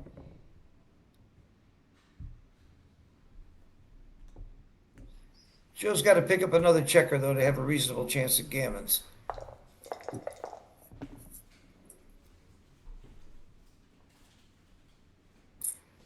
Sleep-on. What do you do? Pick and pass. No, break the bar. Play safe and just break the bar. Leave no shots. I don't want to get gammoned. I give up on the game. I'm tired. I wouldn't try to win the game. He made my play.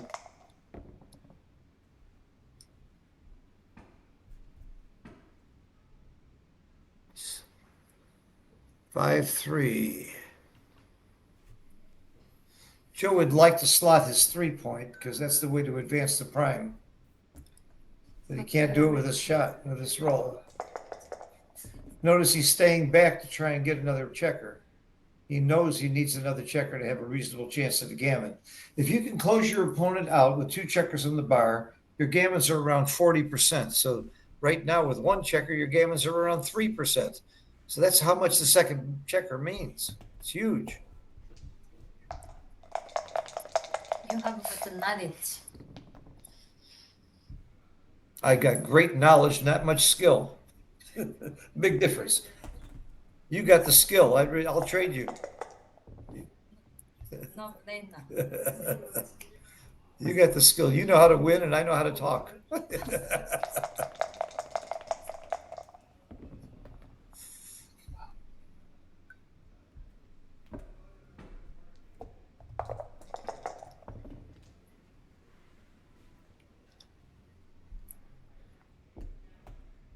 to the 2-point. Now Joe will hit loose so he can get hit back and pick up another checker. As you can see, he's doing it. No, that's not where it was it? I thought it was on the 5-point. Maybe not. Okay. So he hits loose. He'd love to get hit. If he rolled a 7, he might hit loose again. Keep the prime and have 2 blots. Okay, he's advancing the prime.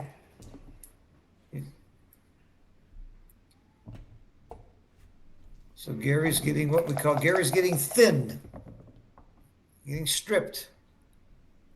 He's going to stay there, wait for the shot. A lot of shot numbers now. 6. That's a perfect roll for Gary.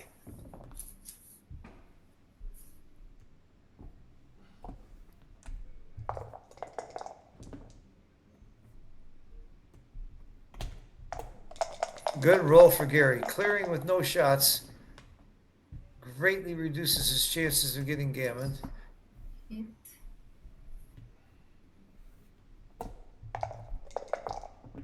Gary would like to just stay out, dance. Oh, Okay. so Joe has a chance to hit another checker.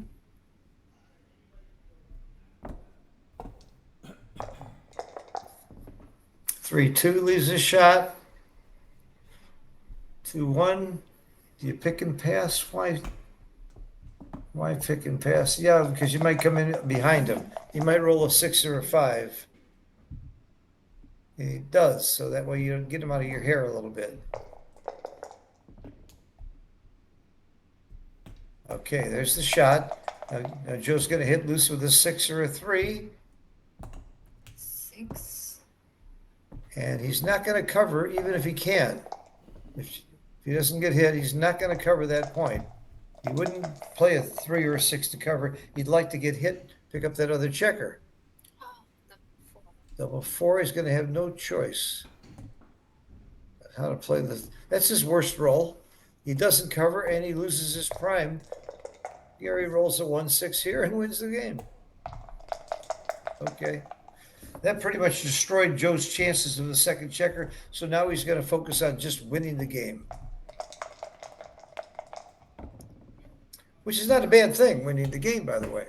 He's very happy to win the game in 2 points.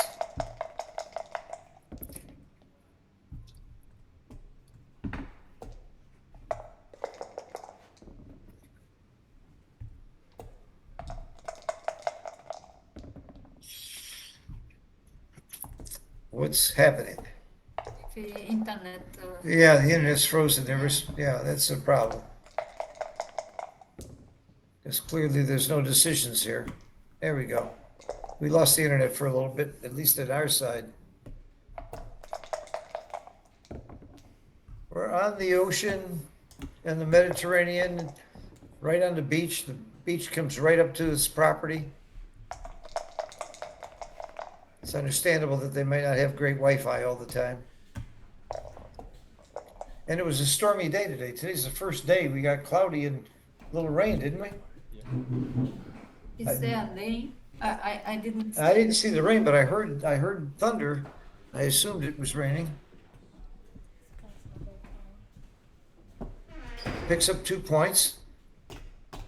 Back, he's still in the battle. He's still in the battle. I promise you, he hasn't given up yet. So 2 away, 6 away. Yep, same theory. You're going to give the cube early. Look how early he gave it that game and how beautifully it worked. And he didn't hit the shot. He had a 1 shot from the bar, and even without hitting the shot, he had a strong game and maybe almost got a gammon. Could have easily gotten a gammon there. Looks like Joe took a break and Gary's setting up the board. Maybe, I don't know. I don't blame Joe for taking some breaks. He's been playing a lot of pressure. Please go back and watch the video of the final match in the main tournament between Avi and Joe Russell. Just that last game. I'm going to watch it and actually transcribe it into XG and study every move because there were so many difficult, complicated moves that I wasn't sure of. And I could see they weren't either, but I really want to use it as a lesson to find out how to play prime versus prime. Of course, Joe ended up winning. He had some real luck. He needed to roll 6s to keep from blocking his prime, get 2 6s out behind the 5 prime, and he got them. And then later, when he got hit and he was starting to be in trouble, he rolled double 6 to move all the way around the board and win the game. Now, I'm not saying Joe was lucky. He played very, very well in order to have that luck. People forget that. They just look at the lucky rolls. All right, Joe's coming back. They're ready to go. Beautiful air-conditioned facility here. And if you don't like air conditioning, there's an outside section with fans. It's really kind of nice. Ping pong table underneath. Frisbee on the beach. Tennis down the street a little bit. Water volleyball we played in our pool, in our own private pool. And the big poker game's going on right now. When I say big, they have 4 tables of professional dealers.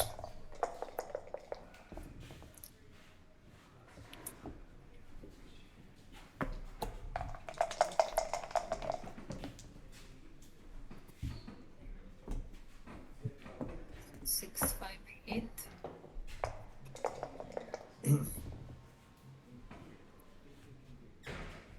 Six. I come down. What else? He does. Maybe 2 point. Oh, I hate that. Put the checkers. Yeah, Paul McGrill said, put the checkers. You listen to them. They tell you where they want to be. Go where the checkers want to be. Doesn't want to be on the 2 point. It wants to be on the 7 point. I am pigeon. Yeah, right. 2-time world champion. Well, there's only 5 of you, aren't there, that have won it 2 times, I think? Of course, Jordan won it 3 times. Frank Frigo recently did it. Well, I know Bill Roberti, Oswald Jacoby, you and Mochi.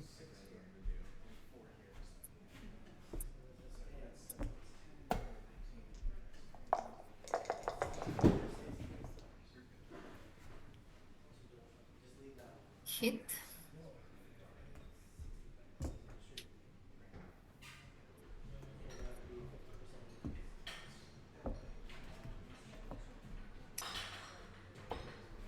I'm with you. First I hit and then I look. Ready, fire, aim. Ooh, nice roll. Hit. You don't anchor there, huh? You don't make the 20 point? Hit. You like the hit. Punch him out. Punch him out.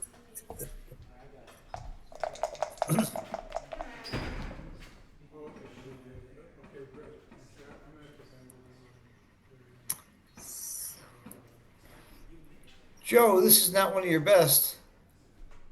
Maybe go to 11.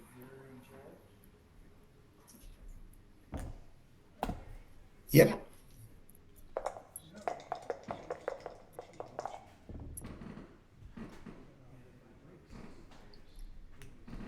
Nice roll for Gary, hitting and coming up. Yeah, he did.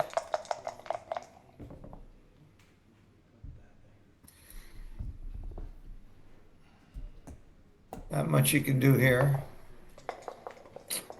Gary would love to make his bar point or point on him. 6-3.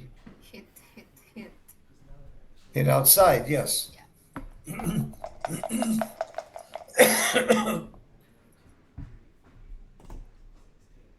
again. Don't you know anything but hit? How do you say hit in Japanese? Hit is a hit. Hit. So far, everything Yeah. I've asked you is the same in Japanese as it is in English. I mean, how do you say fill in So- Japanese? So Backgammon is not so famous in Japan, so they don't have a word. So just use a But- sense. But there's hitting outside of backgammon. When you hit somebody, So hit is hito. hit them. Hito. Okay, hit them. Okay.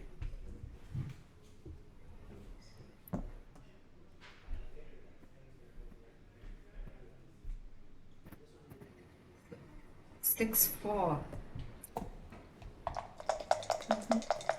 Good play.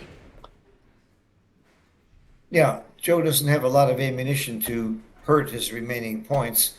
What's he gonna, 5-3 is actually pretty good for Joe. There weren't that many combinations to make points, and he found one of them. Hit, hit, hit, hit toe, hit toe, hit toe. Hito.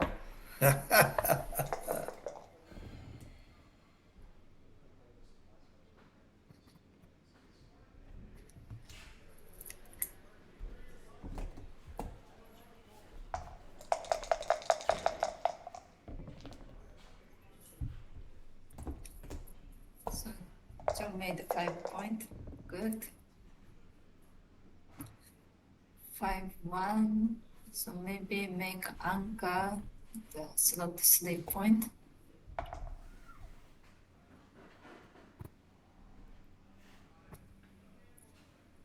So now Joe is thinking about Joe, but maybe it's too early.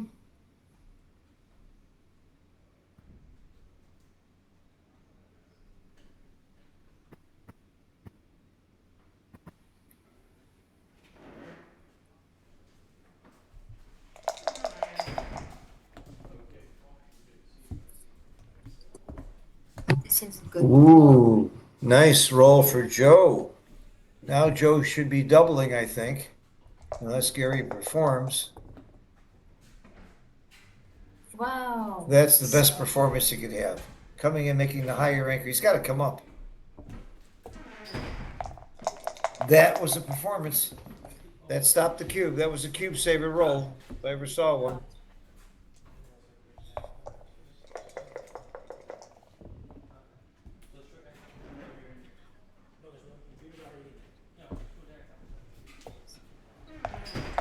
Hit.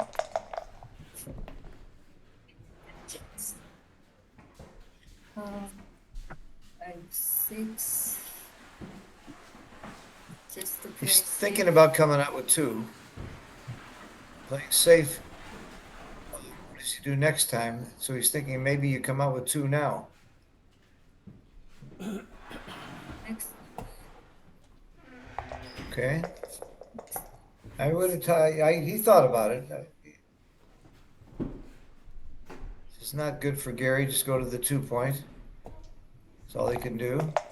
Now Joe needs a good roll here. He could get in trouble or have to break.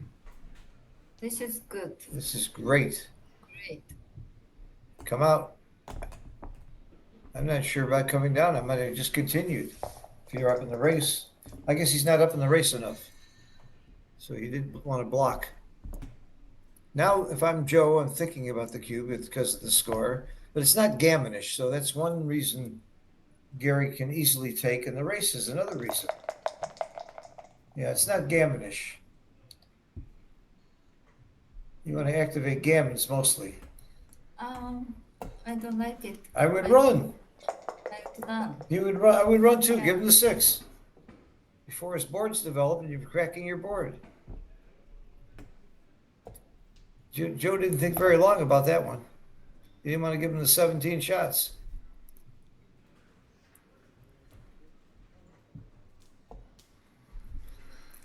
I'm not, I think this is an easy take. That's a great double, though. It's a very brittle game for Gary. Looks like Gary's thinking about passing. The race isn't that bad. He's not going to get gammon much with that 4-point acre. What do you think? What do you do? I didn't count. You pips, took, but, okay. I thought it was an easy take. I thought the double might be a little premature. As much as I've been talking about how you want to double quickly here, only in gammonish positions, and this is not gammonish. Oh my God. That's a fantastic roll for Gary.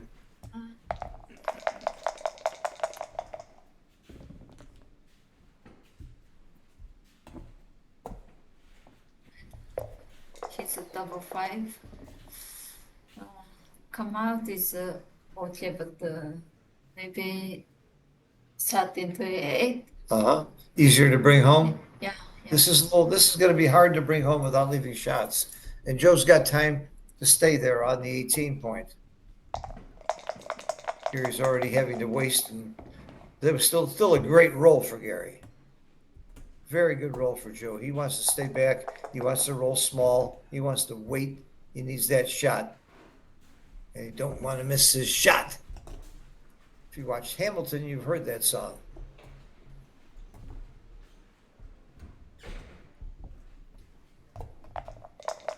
Very soon, there's gonna be some fireworks here. And if Joe could hit it, you're gonna have a much closer match.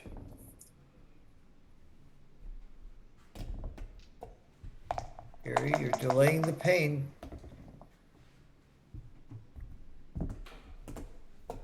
All right, Joe rolled beautifully. Now he's got a completely closed board. Here comes the shot. He hits it and then brings it home. If he misses, he's not going to be too happy. 2 is huge here for the match. Okay. Now he's gonna try and win the race. Not that worried about getting hit with those 2 blots. Ooh, do you take the chance? I hit and cover.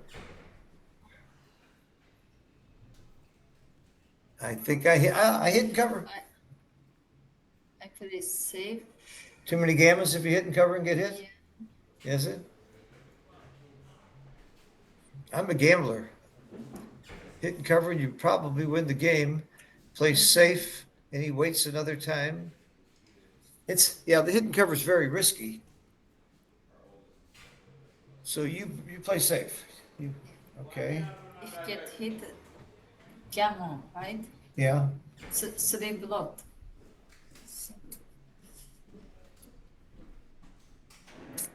I guess that's too many blots and too big a danger when you're ahead in a match like this. Gammon would tie up the match too. All right, I see playing safe. It's a hard play though. I like the fact that Gary's taking his time. This is the right time to take your time. This is a big, big decision.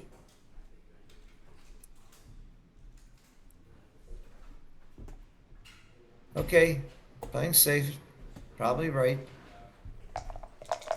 Joe will stay there if he can. Yeah. A lot of shot leaving numbers now. It's hard not to leave a shot. Well, there's a way not to leave a shot. God, every time I say something, the dice contradict me. Oh no, Joe has to run.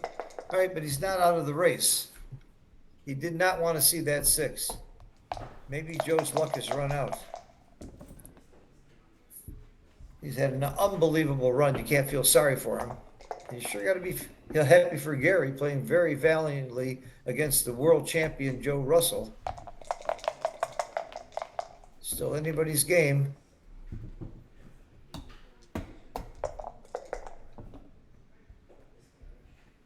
Every roll from now on is a big roll. The match is on the line.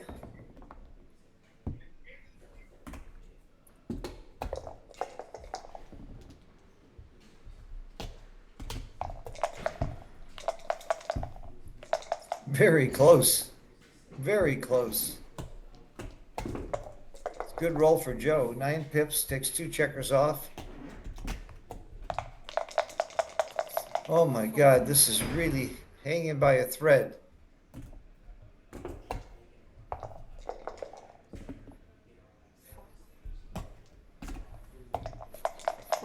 Oh my God, yeah, except that Joe's are spread out, he can miss more. Joe's much more likely to miss.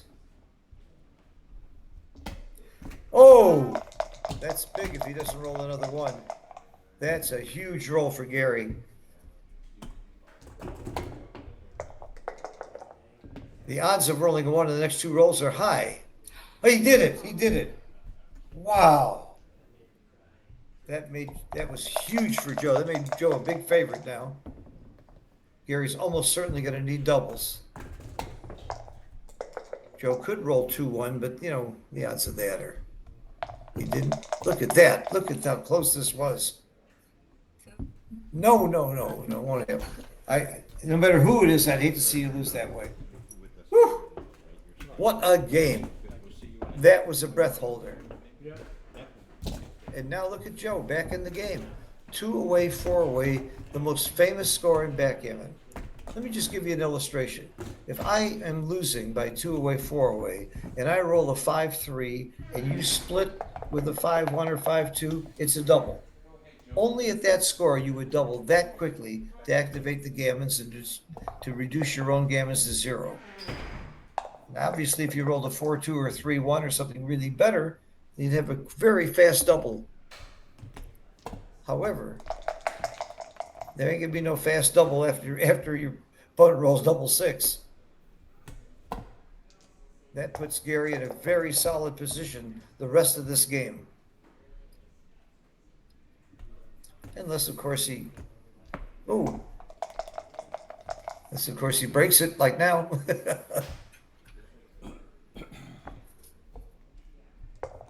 Joe needed the hit there very much. Missing that hit is not fun. You gotta love Gary's game now. I can stop. Yep. Gary wants to keep away from 6s and 5s. Oops, did I say you wanted to keep away from 6s and 5s? Now all he can do is stack his checkers. You can't leave shots now. You got to just stack. 6-3. He is not. Oh, well, he had a 3. I thought he had a 2. He had no choice but to leave a shot.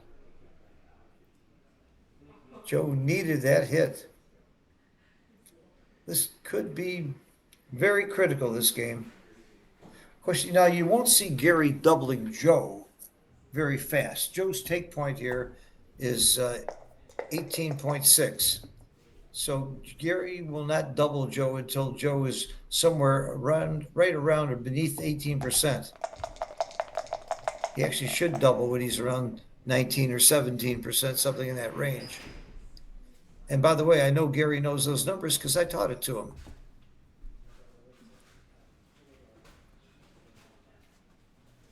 And Gary's got a very good memory. You don't graduate with honors from Princeton when you're stupid.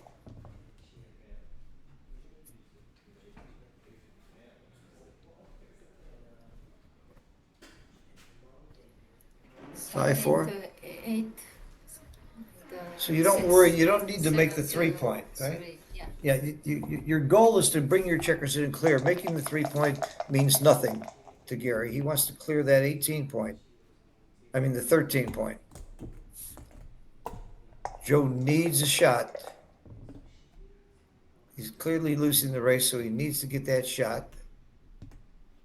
It's a good roll for Gary. Joe's got a very careful position here to try and hold this midpoint. What is this? Double 5. Yeah. So now he's thinking, can I get in this race? He didn't really want to race here, but the dice had other ideas for him. See, he's trying not to race. He really would like to stay back. But you're not going to get that many shots from the 4-point if you don't have the midpoint. It's a dilemma. What would you do? I don't know the count, but if I'm up in the race, I just know. Yeah, I don't think he's up, and that's why he's having a problem. Yeah, if he's up in the Yeah. race, you just run. So he's waiting, staying back for the shot. He knows Gary's not likely to double him anytime soon, so he's not worried about that. Gary's take point is 19%, 19.8.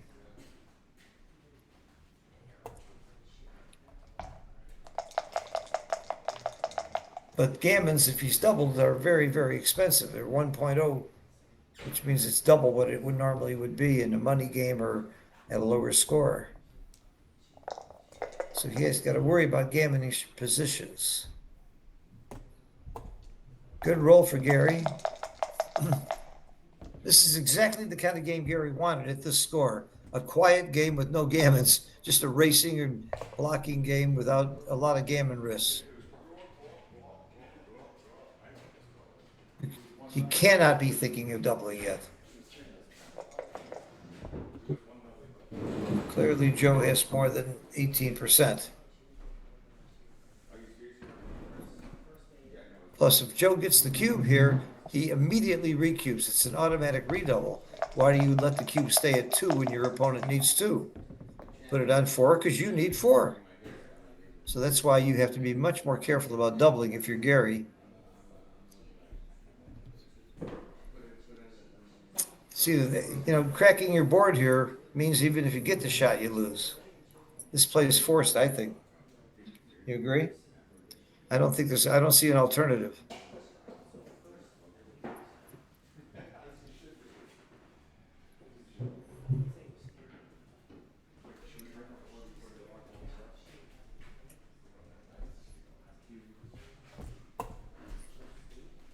Okay, well, Joe did not agree with you and me.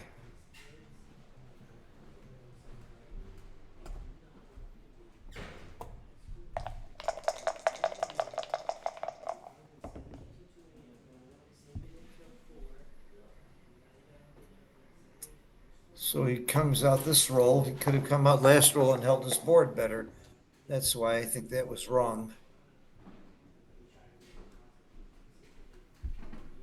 Do you clear the 8 or do you go to the ace?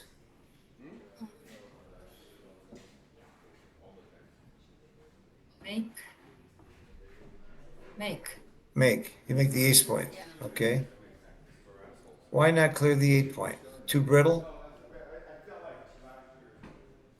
So Joe stay there anyway, so I want to give him pressure.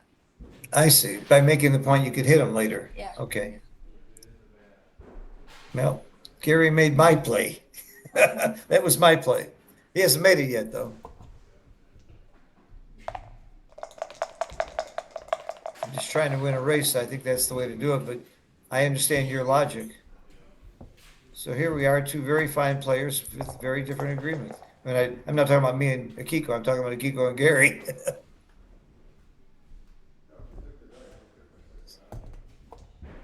Plays itself. Now Joe would run with big doubles.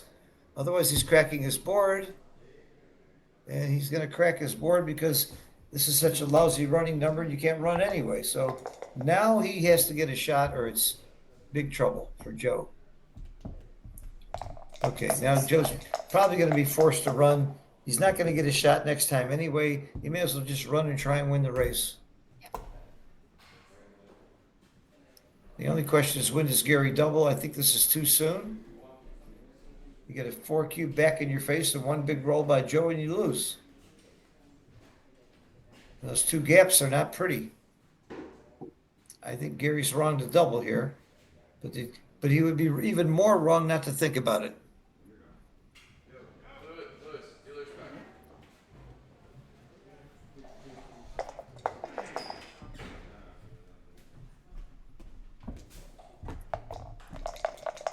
He rolled, okay. Maybe he wasn't thinking about it. Maybe it was a delay. We're having a little internet problem here. You can see it's looking jerky to us. Very soon, Gary could have a double. and people are usually very afraid to double at the score when you're the leader, but there is a point where you should. You take this one off. If your opponent loses more by taking than he does by just losing a point, you double. And that take point is 18.6.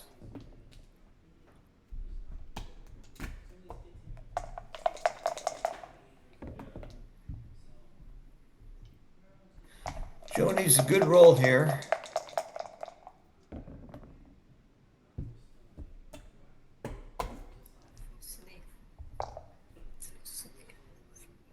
Five rolls. Five roll with a gap, but 5 roll versus 4.5 with a gap. That's really over 18% for Joe. So we know Joe has a take. The question is the cue. It's a little early. Now this roll, it could be a cube if Joe doesn't perform. He didn't miss, but he left another gap. Now he doubles, and now it's a pass. I think it might have been the double goal before, but I wasn't doubling. I agree with this cube action. Okay, so now it's a Crawford game. That means Joe can't double for one game, and Joe's going to have to win this game, and then he'll double automatically after that. So let's say he wins a point, that's 10, and he wins the next one and doubles, he gets to 12. You still have to win another one. So his chances of winning from here are about 18%. And the reason it's that high is because he could win a gammon on the second game. He'll play for it if he gets to that point. But right now, he better win. And by the way, it also matters a lot if he wins a gammon now. If he wins a gammon this game, the next game he would double on the first roll, and they're playing for the match. So if this score, gammons matter. If Joe had 8, the gammon wouldn't matter at all, or 10, the gammon would really not matter. But he's got an odd number, means the gammons are important. And you need to know that before you roll the dice, because it'll affect even your opening moves. Gary comes off to a very commanding position by making 2 interboard points and hitting Joe, and Joe's in trouble.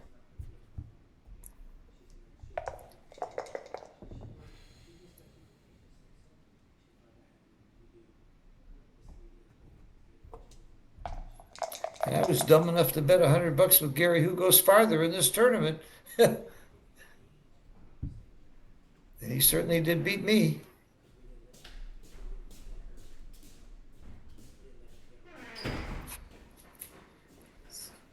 I split 2. Yeah. This is my play. Come up. Not looking good for Joe. How you doing in the poker, David? Okay.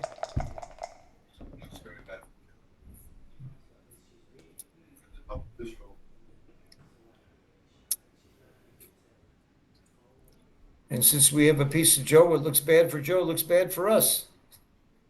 But you got to like people like Gary Koscielny winning. He's a gentleman. He worked hard on his game. He studied hard.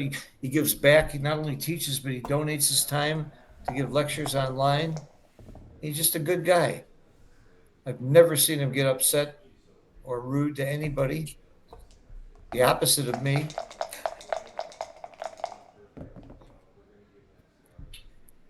He and his lovely wife, Joan, travel all over the world. And she's been playing a lot and playing better, too. 5-2.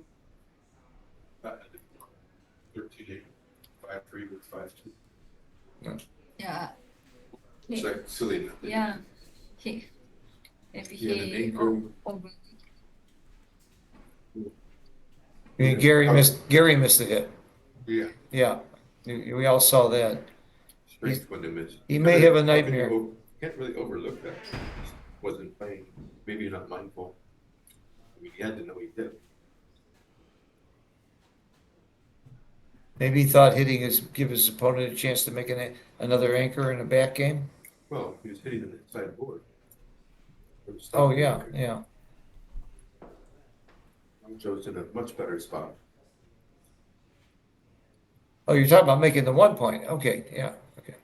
No, he could have made 13-8, 5-3 hitting. Yeah. Oh, okay.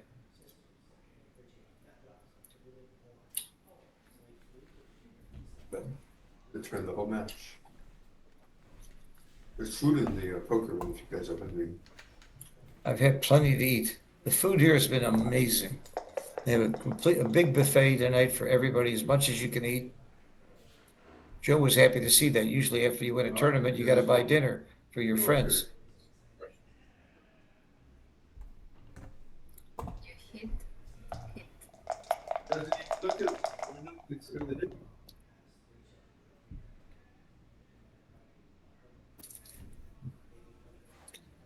He's fixated on playing a racing game. He made up his mind he's racing.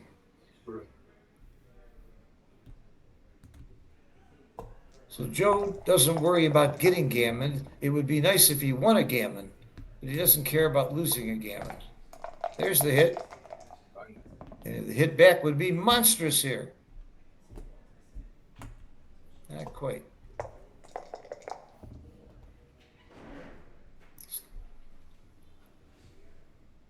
Five, two.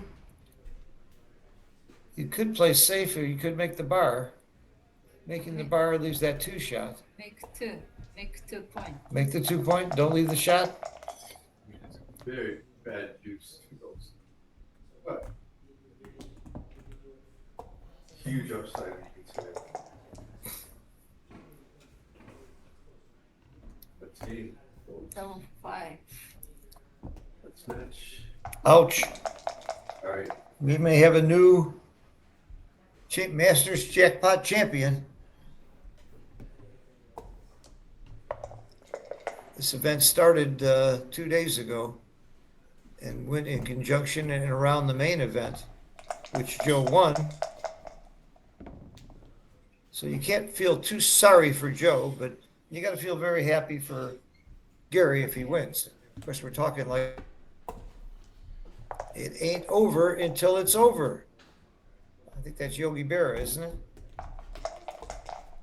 It ain't over till it's over. He also said we made too many wrong mistakes.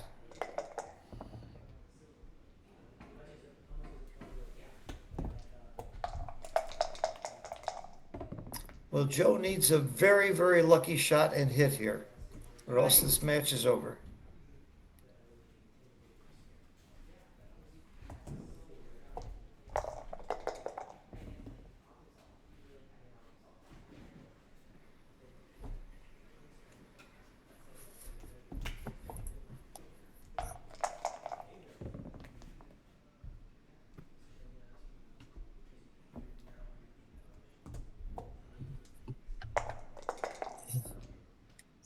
Six to 5 to. Yeah, 2s are the key number here. Gary can avoid 2s. He's going to win this event. And Gary always enters the Masters at any big tournament.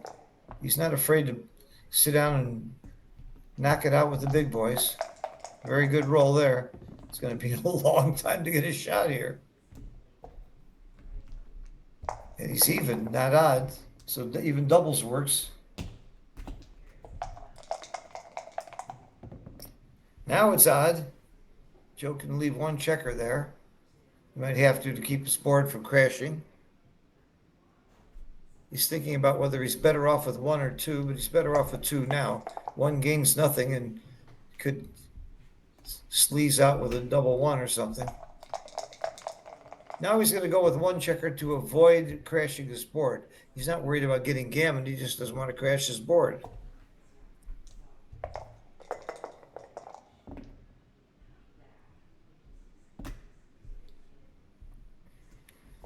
That's it. Now all Gary has to do is avoid a 1, and it's all over.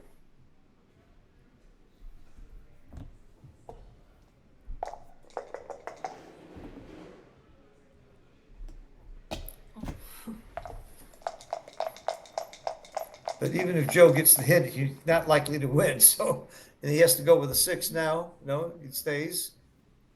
Go to the ace point choice. Is that 4-2? 4-2. Yeah. Yeah. Go to the ace point choice. What's he thinking? Oh, he got an outside checker. His hand was on the checker. I didn't see it. He's thinking maybe I don't close the board. Can I get a second checker? How do you do that? I close the board. Well, if your opponent rolls a 6-1 or 5-1, I wouldn't want the board closed. That's how else you gonna win. You can pick up a second checker. I do not close the board. After hitting 3 point ace point, put the checker 3 is hard to win, right? But it's hard to win by hitting one checker. You need to pick up the second checker. With this many checkers off, you gotta hit a second checker. I agree, it's very ugly not to make the ace point. But look, Joe has very, very little chance to win this game.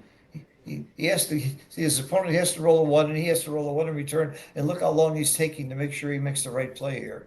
That's the sign of a pro. He has not given up. He wants to make the exact best play. Why? Because that's his style. And yours too. You would take a long time on this. That's what a real pro does. Even though the odds of it mattering is very small. Gary doesn't roll a 1, forget the whole thing.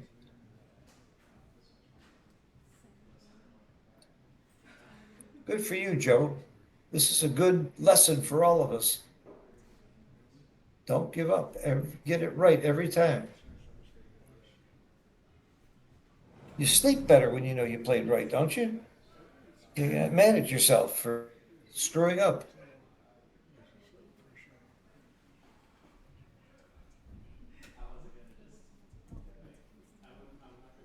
This is my play. Oh, that's another thing. He wants, if he hits, you want to get hit to pick up the second checker. I love this play. This is genius. He didn't roll the 1. If you hit him, you want to get that second checker.